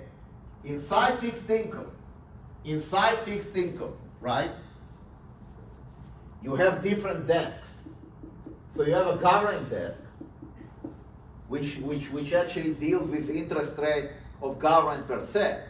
You have the credit desk, and then you have the structured desk. Okay, we will talk about this in a moment. We want to actually talk about this. How do you think the credit guys make money? The only way for them to make money, right, is to look at the difference between the corporate and the treasury. Because if they just look at the credit of the corporate, right, it will actually merge the interest rate with kind of this bankruptcy risk that the corporate bond inherently carry, right? For risk management. So think about this, how logical it is from risk management perspective. Okay.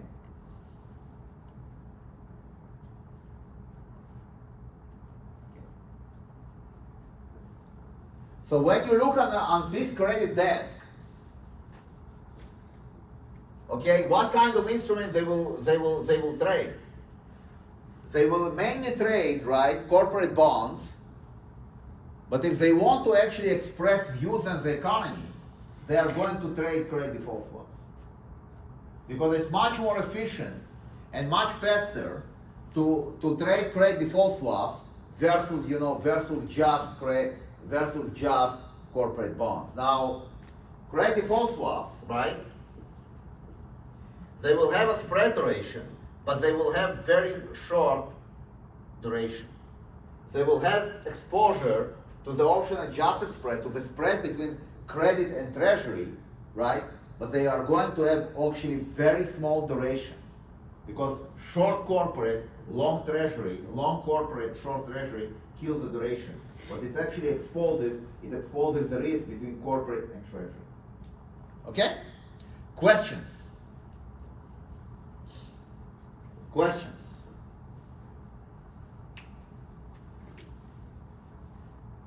Is this clear? Don't worry, this is not going to be part of the test. This is just for general education. And in some sense, it might be the most important lectures. This lecture and next lecture might be the most important lectures in the course. Because next lecture we're going to have a Bloomberg workshop. That's what we're going to. Let's just go straight up there. Yes, we go straight up there, and unless the first hour and a half, we will just go through Bloomberg. So I actually went through Bloomberg once, and I'm going to do it again. Okay, because it's actually very important when you actually go, one of the issues we're facing, with our undergrads programming finance, that our students are somewhat unprepared to the workflow, to the job market as of today. One of the issues they have is they don't have this kind of useful skill sets. For example, they don't know Bloomberg at all. So when they come, right, to an interview, and they've been asked, okay, do you guys know Bloomberg? And if they lie, they say yes, right? They give them a small kind of command, or a simple question of, okay, how do you do something in Bloomberg? And the bluff is actually getting exposed very quickly. Okay.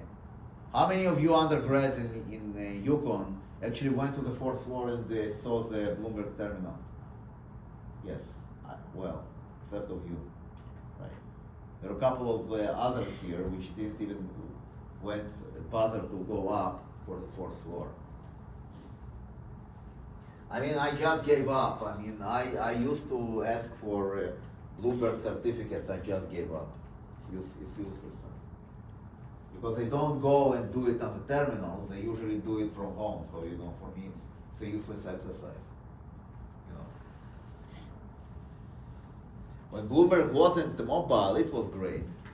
I mean, it was basically before your time, right? Like 7 or 8 years ago, so basically there was these terminals, there was no Bloomberg Mobile, right? So I would actually force undergrads to do BMCs, and they would swarm right into the fourth floor because that's the only place where they could actually do the BMC, and then the SMF guys, right, would actually go crazy because they couldn't get the access to the terminal.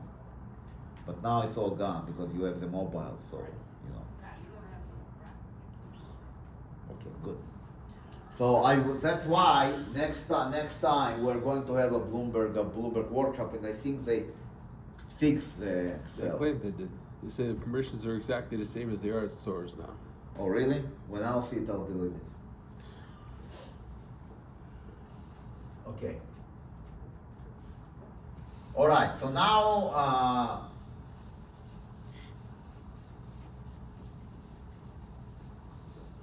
let's talk about. Now we're going to do some storytelling.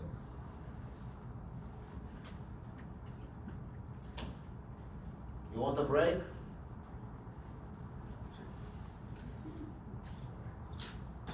All right, take 10 minutes break, we'll finish at 9. We'll finish anyway, we're going to finish earlier. Should I bring the big short movie in for next week? Huh? Should I bring the big short movie in for next week? No, come on, man.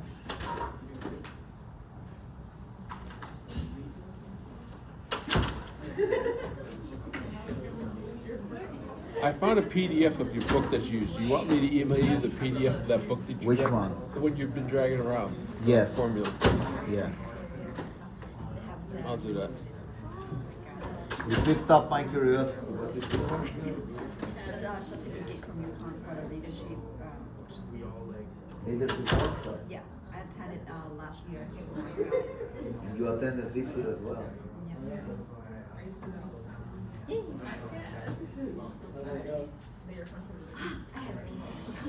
I'm going to eat pizza. My You friend guys, said the new Hungarian guy is not very different from the old. I'm going to third floor to eat pizza. They have Some they ways sent me radical. 2 slices. The corruption is much. Oh, that's what that box lower. is up there? That box has been there all day. I don't know about corruption, but from the point of view of operations and policies. It's only just very little thing. I mean, Huh? corruption was really bad. Actually, his strongman, the guy who's holding his money, Orban's money, he's worth like a 1/4 of the whole Hungarian GDP, which is insane. That the foreign minister, Peter Szijjártó, he was a friend of Lavrov. He went out in the breaks of the European Union meetings, he called Lavrov and he said what happened during the meeting. NATO and EU didn't share really sensitive data with Hungary because they knew they will leak right away to the Russians. Now it's done. And then practically they also give amnesty to pedophile people. That's how the whole thing started. Also the guy who were really Do you think they put Orban in jail? we will see. There are people who will get into jail. Because that's what he promised, Peter Magyar, and that's what people voted for. 70%. I don't know. He got Parliament has 100 seats. He got 141 out of the 199. There are only 2 parties. Yeah, there is Fidesz, which only gets 52. That's Orban. Yeah. It's called the Young Democrats, but they were young, like 35 years old. And the other there is the far right. It's all country. They got like 5 or 6 seats. But 141 out of the 199, Peter Magyar got. So there's no left of us. No, there was running, but they didn't reach the minimum 5%. So yeah. I can send it to you guys tomorrow. And also many of the party gave up to be able to actually replace Orban. So many of them voted to. It's called TISA, which is also a name of the same as Danube. We have 2 rivers, Danube and TISA, but it's about the TISA, and it's a respect and freedom party. He just bought that party because he started this whole thing before the European Parliament elections, and then he had to act really fast. Because he was inside the Fidesz. His wife was the head of justice, and the whole thing started. I mean, they had argument and eventually they divorced. But whole thing started, actually, he did some recording his wife. But why he did that? Because he was really pissed off that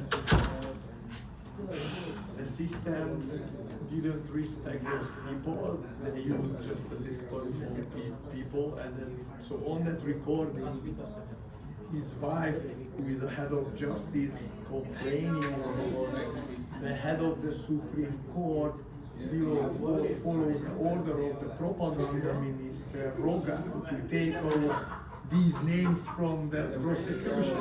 He just took off some of the names and it caused problem. So he didn't follow 100% his order. That was the speech. But the Fidesz tried to like deviate, like, oh, he's a really bad guy, he recorded his wife.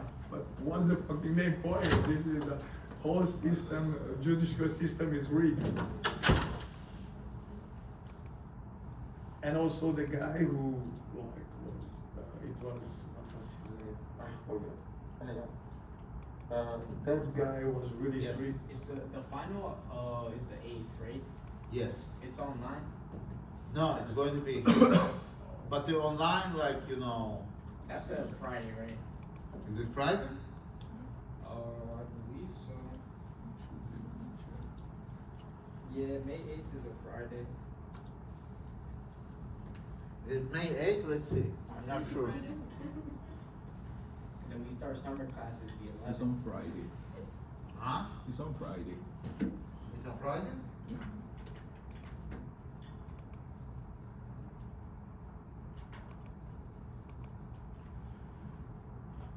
What about April 30th?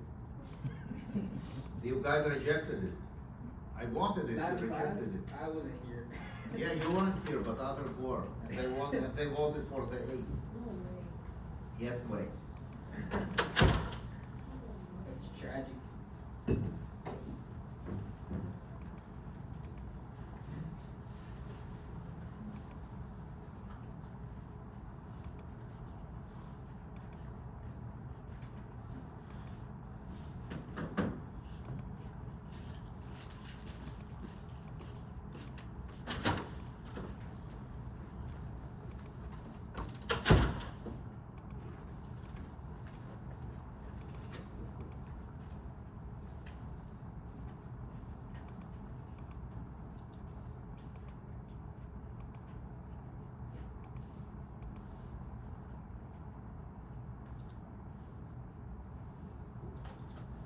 Also, the other guy who was silent, he was really like strong, like saying like, okay, like we,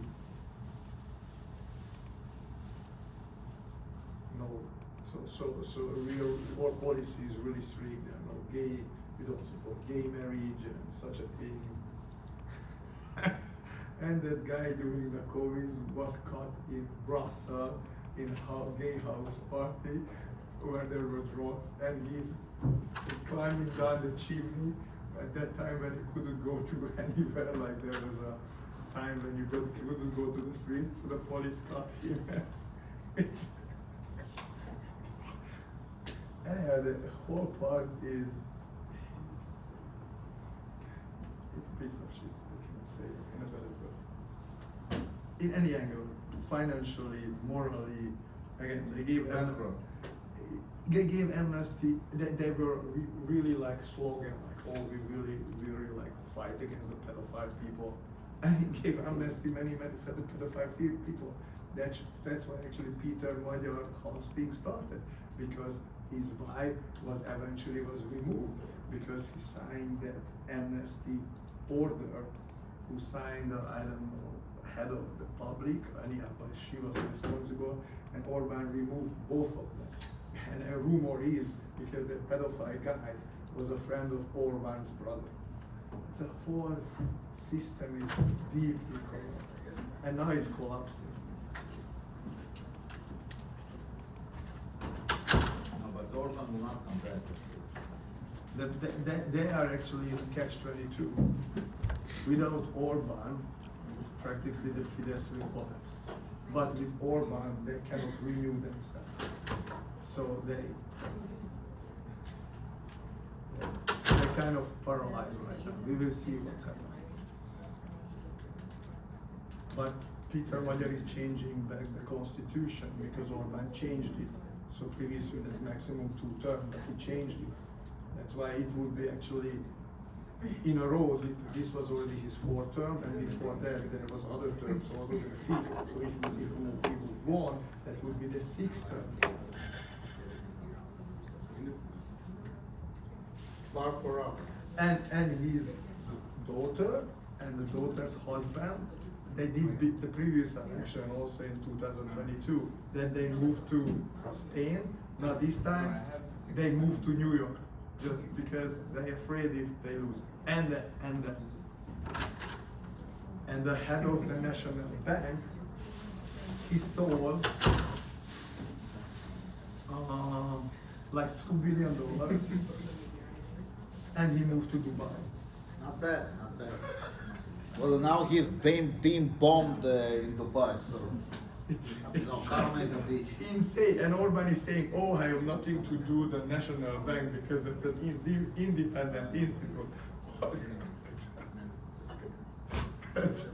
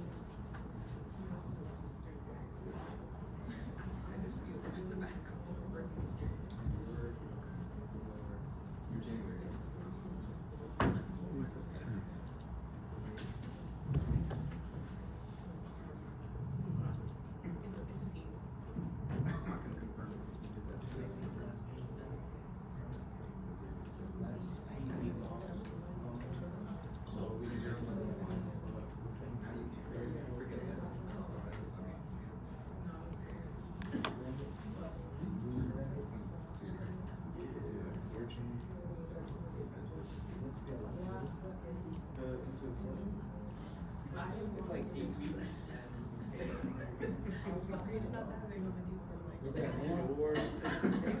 That's like It's in the war, like there's a rag, and there's a whole, there's like a whole like 20 minutes, at least there's or hours. It's not like it's 6 Yeah, better.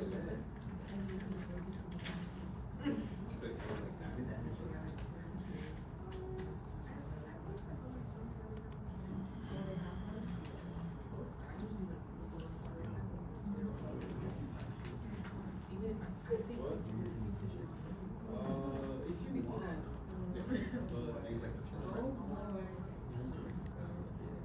were like.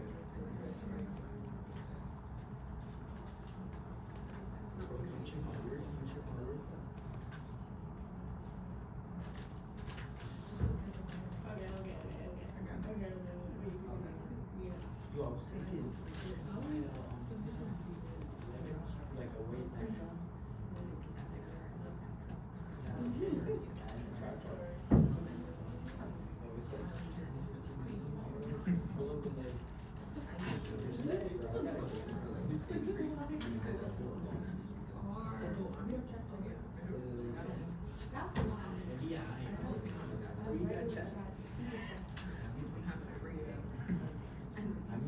like, obviously you're gonna want to try to finish it as best as you can, but if you have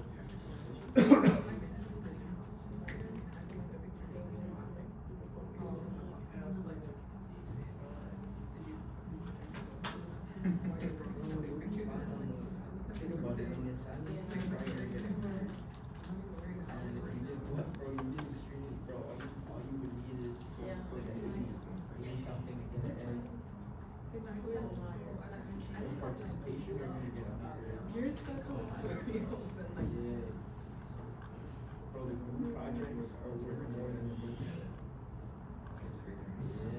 so, bro, all you need is like an 84 or something, I saw. 84 on 1,000. I'll help you get it, right? Like a 93. Yeah. So you don't. But now I just kind of. Should have it in your email now.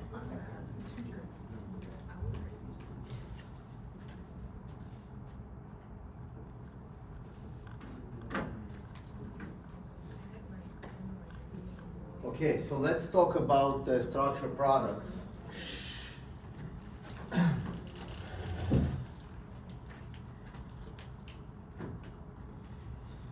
Right, so what are structured products? Are those products that were prevalent during the crisis? Okay, so these are called synthetic structure CDS.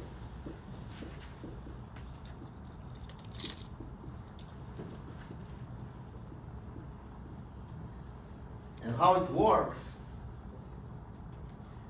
that you actually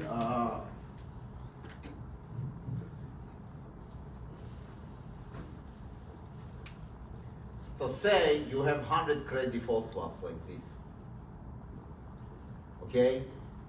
100 credit default swaps, each credit default swap is actually $10 million in principal.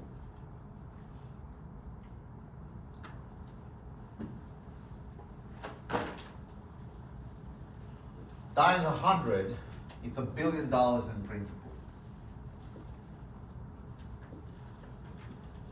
Okay.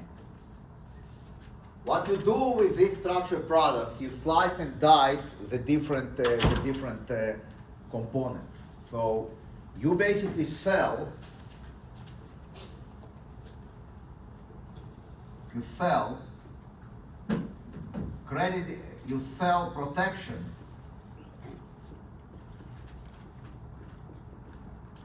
Not on the entire pool, but on different tranches.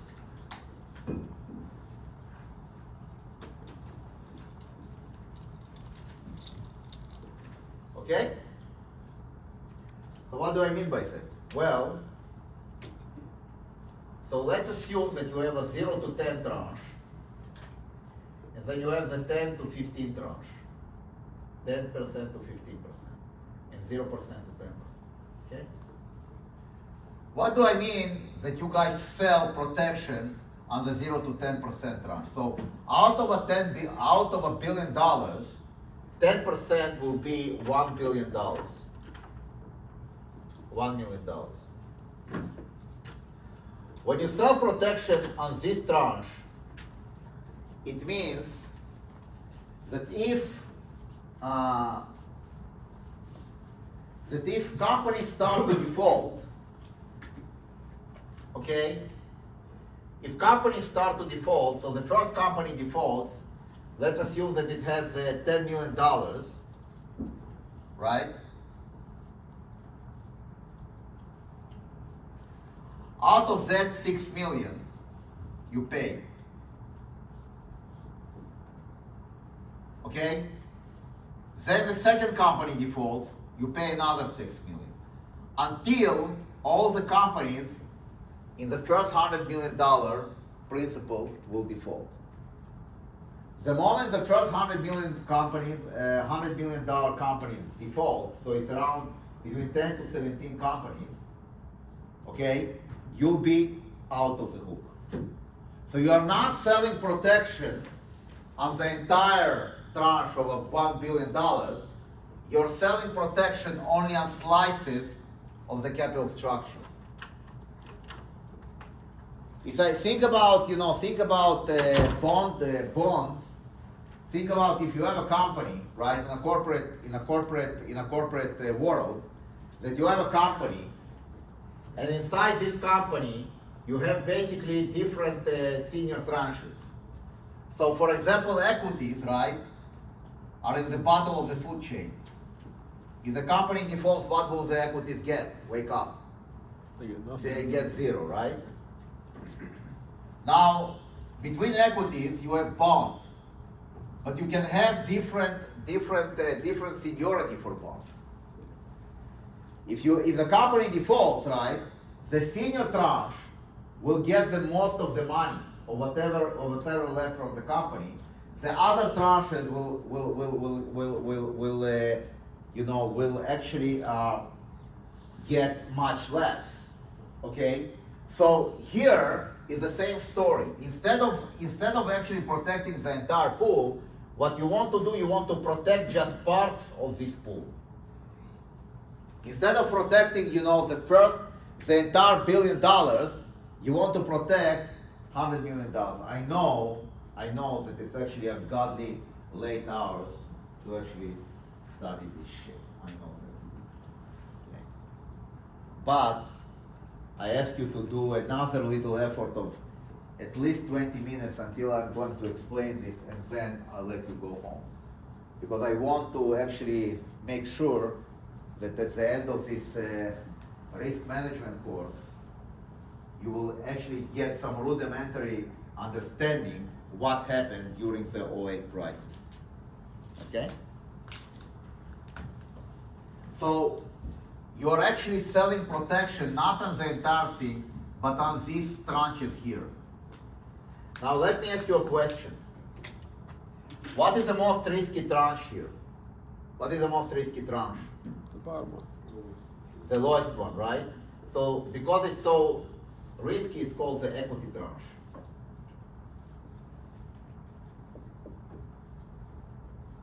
What about the middle tranches? You just said it, the senior. Well, not all of them, right? The 10 to 15 is much riskier than, let's say, the Well, 30 that's to what would be the 100. mezzanine. Exactly. Those are the mezzanine tranches.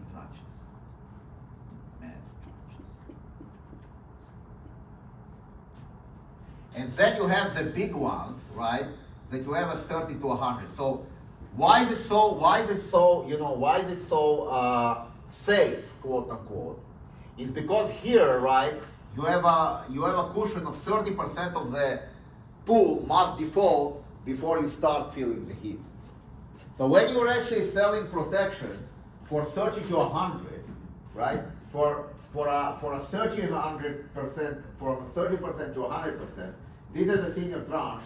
You will be responsible just for defaults after the first 30% will default. So it's a very senior tranche. It's a very, very, very senior tranche. Okay? So if you look at that, right? This is the riskiest one, right? So this will have the highest coupon, right? This will have the highest coupon. So usually, how they quote it, right? They quote it like this: 20% down, and then coupon, what do they call a running. So what it means is here, for the equity tranche, on a 10 million, let's say they protect $100 million, they will have to put whoever actually sells protection on this tranche, right, will demand 20% of the entire pool. So if you actually want to buy protection on this tranche, you have to put down 20%, so $20 million. You need to write before you even start paying the coupon. You have to actually give 20% up front. And then the coupon is whatever running. So let's say 500 running. So on top of this 20% that you are getting, right, you need also to pay $5 million a year to buy protection on this tranche. That's why it's so risky, right? Here is very benign, right? So maybe 100 basis points.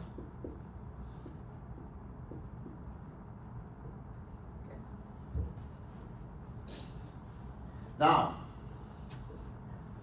can we calculate the sensitivity of this guy? So if I have the coupon here, right, I also have the underlying credit default swaps rate. So can we actually calculate the spread duration of this versus the underlying credit spread? So I'm not talking about how much you're going to pay to actually protect the tranche, but let's assume that the spread down, right? The spread, there's a credit default swap, let's say 5% that you see in the market, let's say it's 2%, and it moves up to 3%. Can we actually understand what happens with this tranche? It's 0 to 10, so what is its leverage?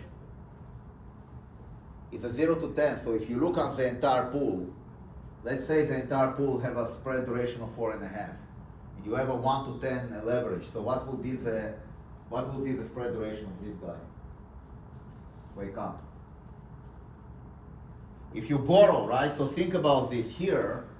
You can think about for every dollar you invest $9 you borrow. So what is going to be your spread duration in this case? It's a 1 to 10. It's a 1 to 10 trade. What is going to be your spread duration? Let's do it with treasuries. So let's assume, right, that you buy a 10-year treasury. So the 10-year treasury has duration of 7.5. Okay, you buy 100 million, but you just invest 10 million. And you borrow 90 million. What is going to be your spread, your duration here? Just 9 to 1. 9 to 1, yeah. So what will be your duration? If it's 7.5, what is going to be your duration if it's 9 to 1? 75. Exactly. Right? Here's why. Let's do it in R. So let's assume that we have a treasury, right? And duration is 7.5. And now, lady boss, watch carefully. I basically invest, right? So I have $100 million.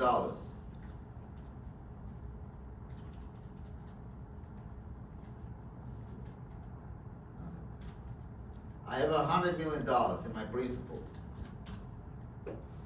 But out of this $100 million, okay, borrowed is 90 million. Okay? And this is my net worth. My net worth is $10 million. So I actually take $10 million, I borrow another 90 million from somebody, right? And I'm going to buy a treasury for $100 million. So the duration is 7.5. Now what happens if the yield goes up by 1%? What will happen with this guy? What will happen with this guy if the yield goes up by 1%?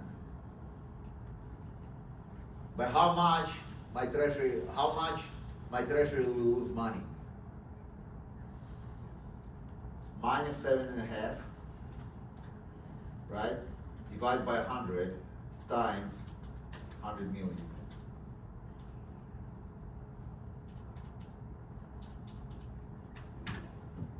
I'm going to lose 7.5 million, right? The 90 million I still owe. What do I lose? I lose from my initial investment. So how much money I have now?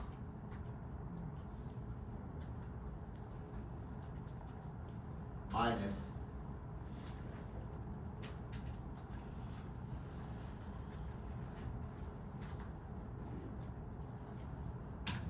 only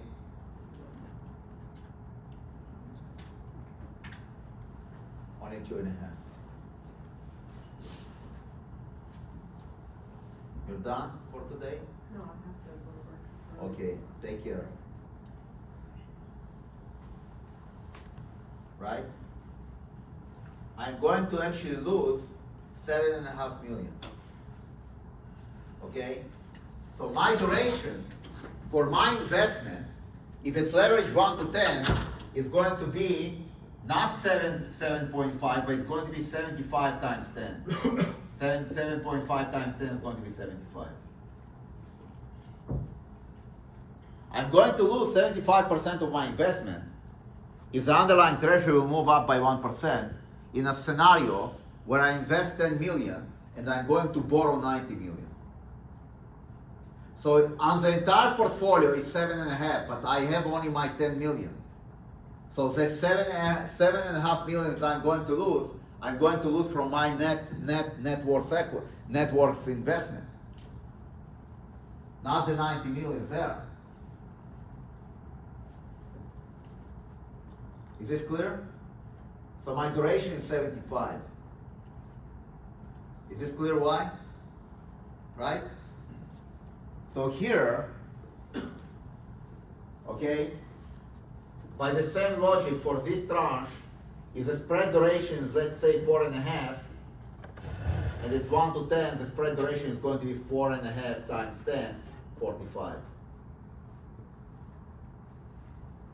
So from net worth perspective, right? Moving 1% in the spread, in the underlying spread, is going to actually increase or decrease my net worth here by 45 times. So my duration is not 4.5, my duration is actually 45. So if the spread is going to move by 1%, I'm not going to lose 4.5%, I'm going to lose 45%. That's how it works, right? So it's an extremely leveraged investment. Okay, what about here? Here there is no leverage because you have so much protection. So you almost have no leverage. So one guy looked on that and said, okay, the only way for me to actually collapse here, right, is the entire pool is going to collapse. So if it's 30%, right, will collapse, it means that the entire pool is gone. So what did he do? He actually anticipated this scenario. He thought that whatever happened in the mortgage market will actually propagate into these products. And it will actually wipe out those products, even though they were quote unquote rated AAA. Because here I'm doing it for the corporate, you can play the same game for mortgages. You can buy and sell protection on mortgage bonds. Crazy, right? Now, so this guy, what he did the following strategy.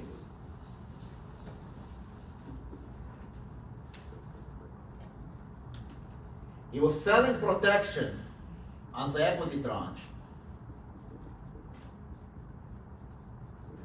And he bought protection here.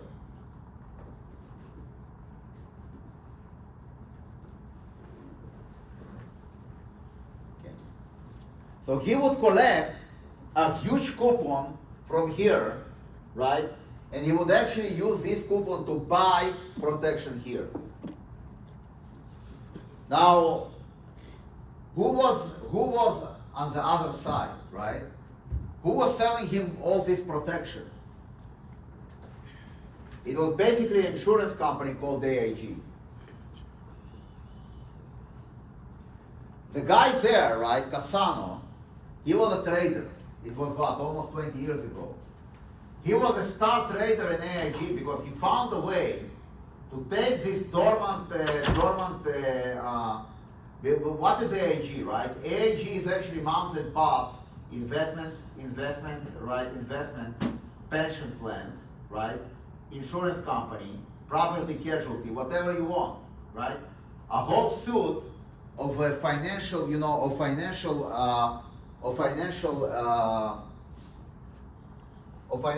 products which are actually lying dormant.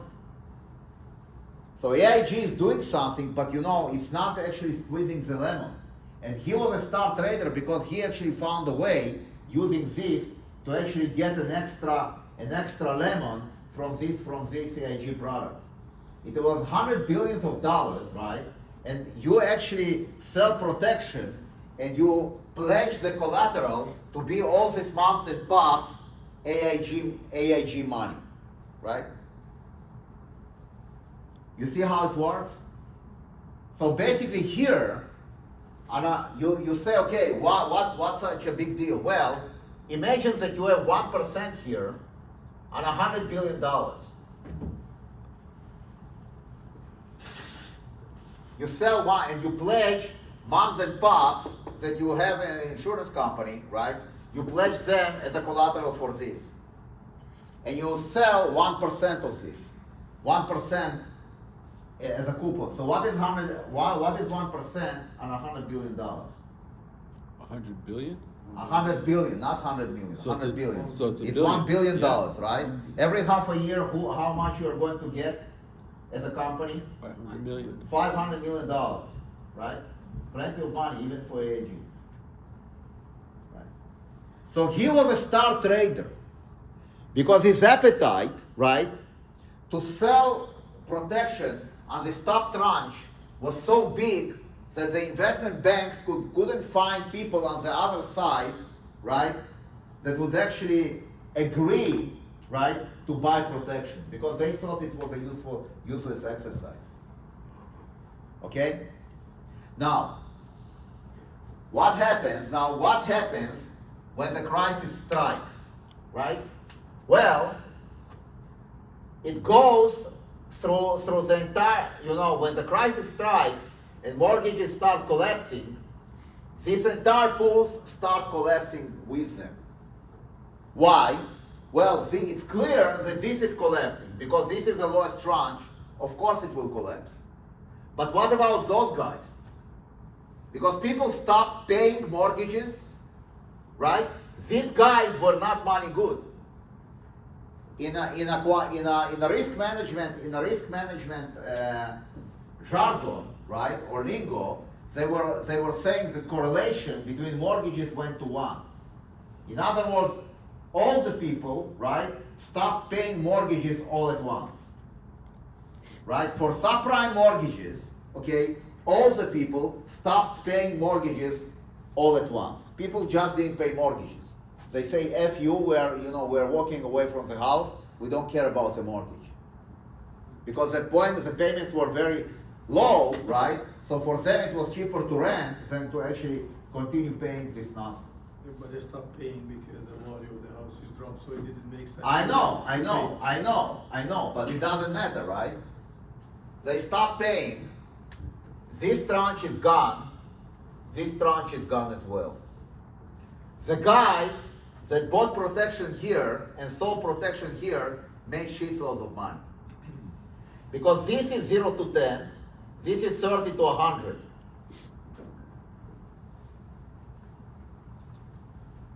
All the people, right, including this guy in AIG, that sold protection were cooked. At the end of the day, on this fateful Wednesday, after Lehman, right, when Lehman went bankrupt, AIG was the next shoe to drop. And when they came to the government, so the government wanted to bail them out. And they told the government, we owe like $80 billion. No, it was 120 or 130 billion we owe to the counterparties, which are the hedge funds and the banks, which actually, we sold them protection on this top tranche. They were cooked, right? So what did they do? They go to the Congress, and they ask, and the Nancy Pelosi was then the House Speaker. It was a Democratic Congress, right? And Nancy Pelosi was the House Speaker, and they asked Nancy Pelosi, give us the $130 billion. And Nancy Pelosi, it was a classic answer which basically shows that the Congress, that the Speaker of the House doesn't understand how the financial system works. Basically, they tell,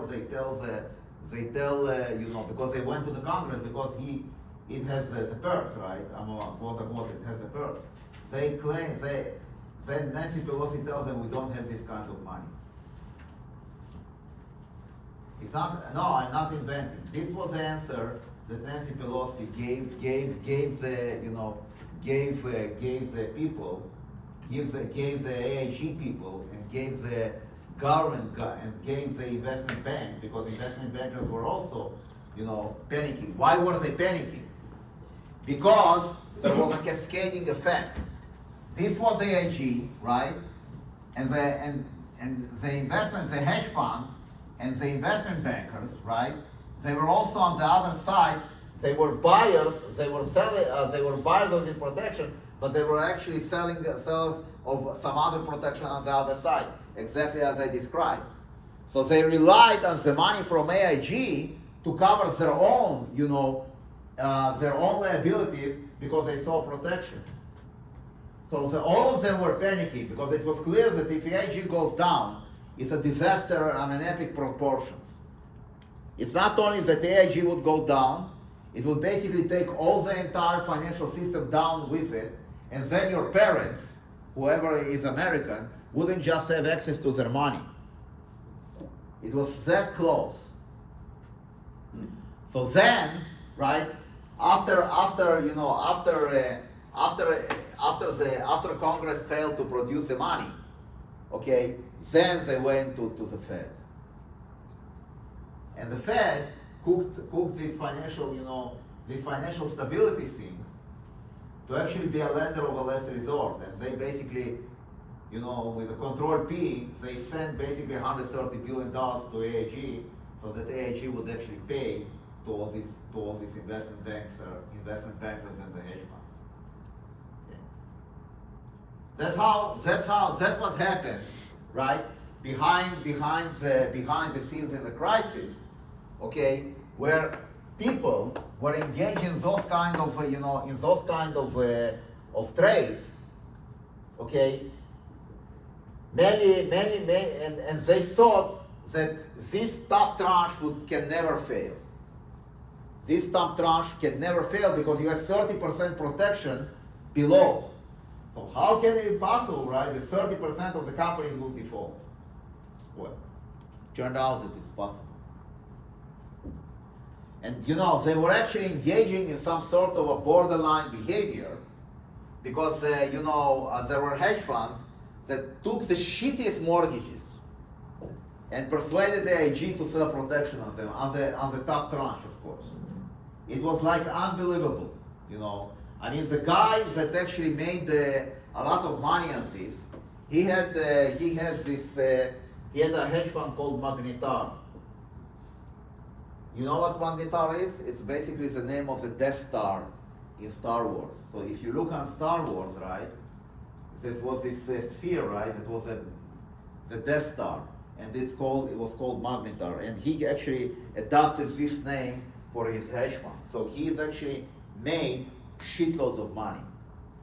He became a billionaire, right, in one day. He made his investors so much money that he actually closed the fund after that. And this was his one most successful trade. After that, he was actually claimed that gold would go for 4,000 and all that. Well, he was right, but he was wrong in 10 years. So he thought that gold would reach 4,000 in 2010. It reached 4,000 only in 2024. So he was wrong for 14 years, right? So it doesn't mean that you need to be right, because I can say that the S&P will go to 10,000. And the question is when. It doesn't matter that I say that it will go to 10,000, right? The question, do I know when will it go to 10,000? Will it go to 10,000 in 10 years, in 1 year, or in 20 years? I think it might be there in 3 years. Depending, of course, on Depends who gets elected. Exactly. I think if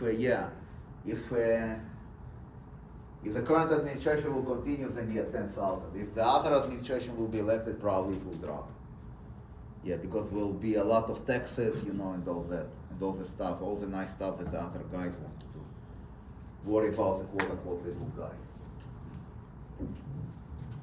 Okay, any questions on what? Okay, so I know that you are tired, so I'll let you go. I could continue for more, but I don't think it's actually, we'll have the point. So what we're going to do next time, we're going to have a Bloomberg workshop. And then next Friday, 2 weeks from now, we're going to have the test. So the test is online, but in person here. On Thursday or Friday? I think it's the 8th or Friday. Yeah, Friday. it's Friday. It's Friday. Oh, it's Friday. Yes. It's Friday. Yes. And then and then you'll get your grades in 20. The cycle will be what, 24 hours? Okay.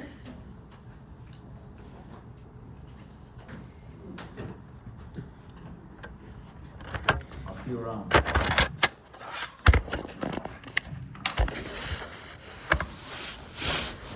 The only thing you missed was the practice. The only thing you missed was the 8-question practice test. Yeah.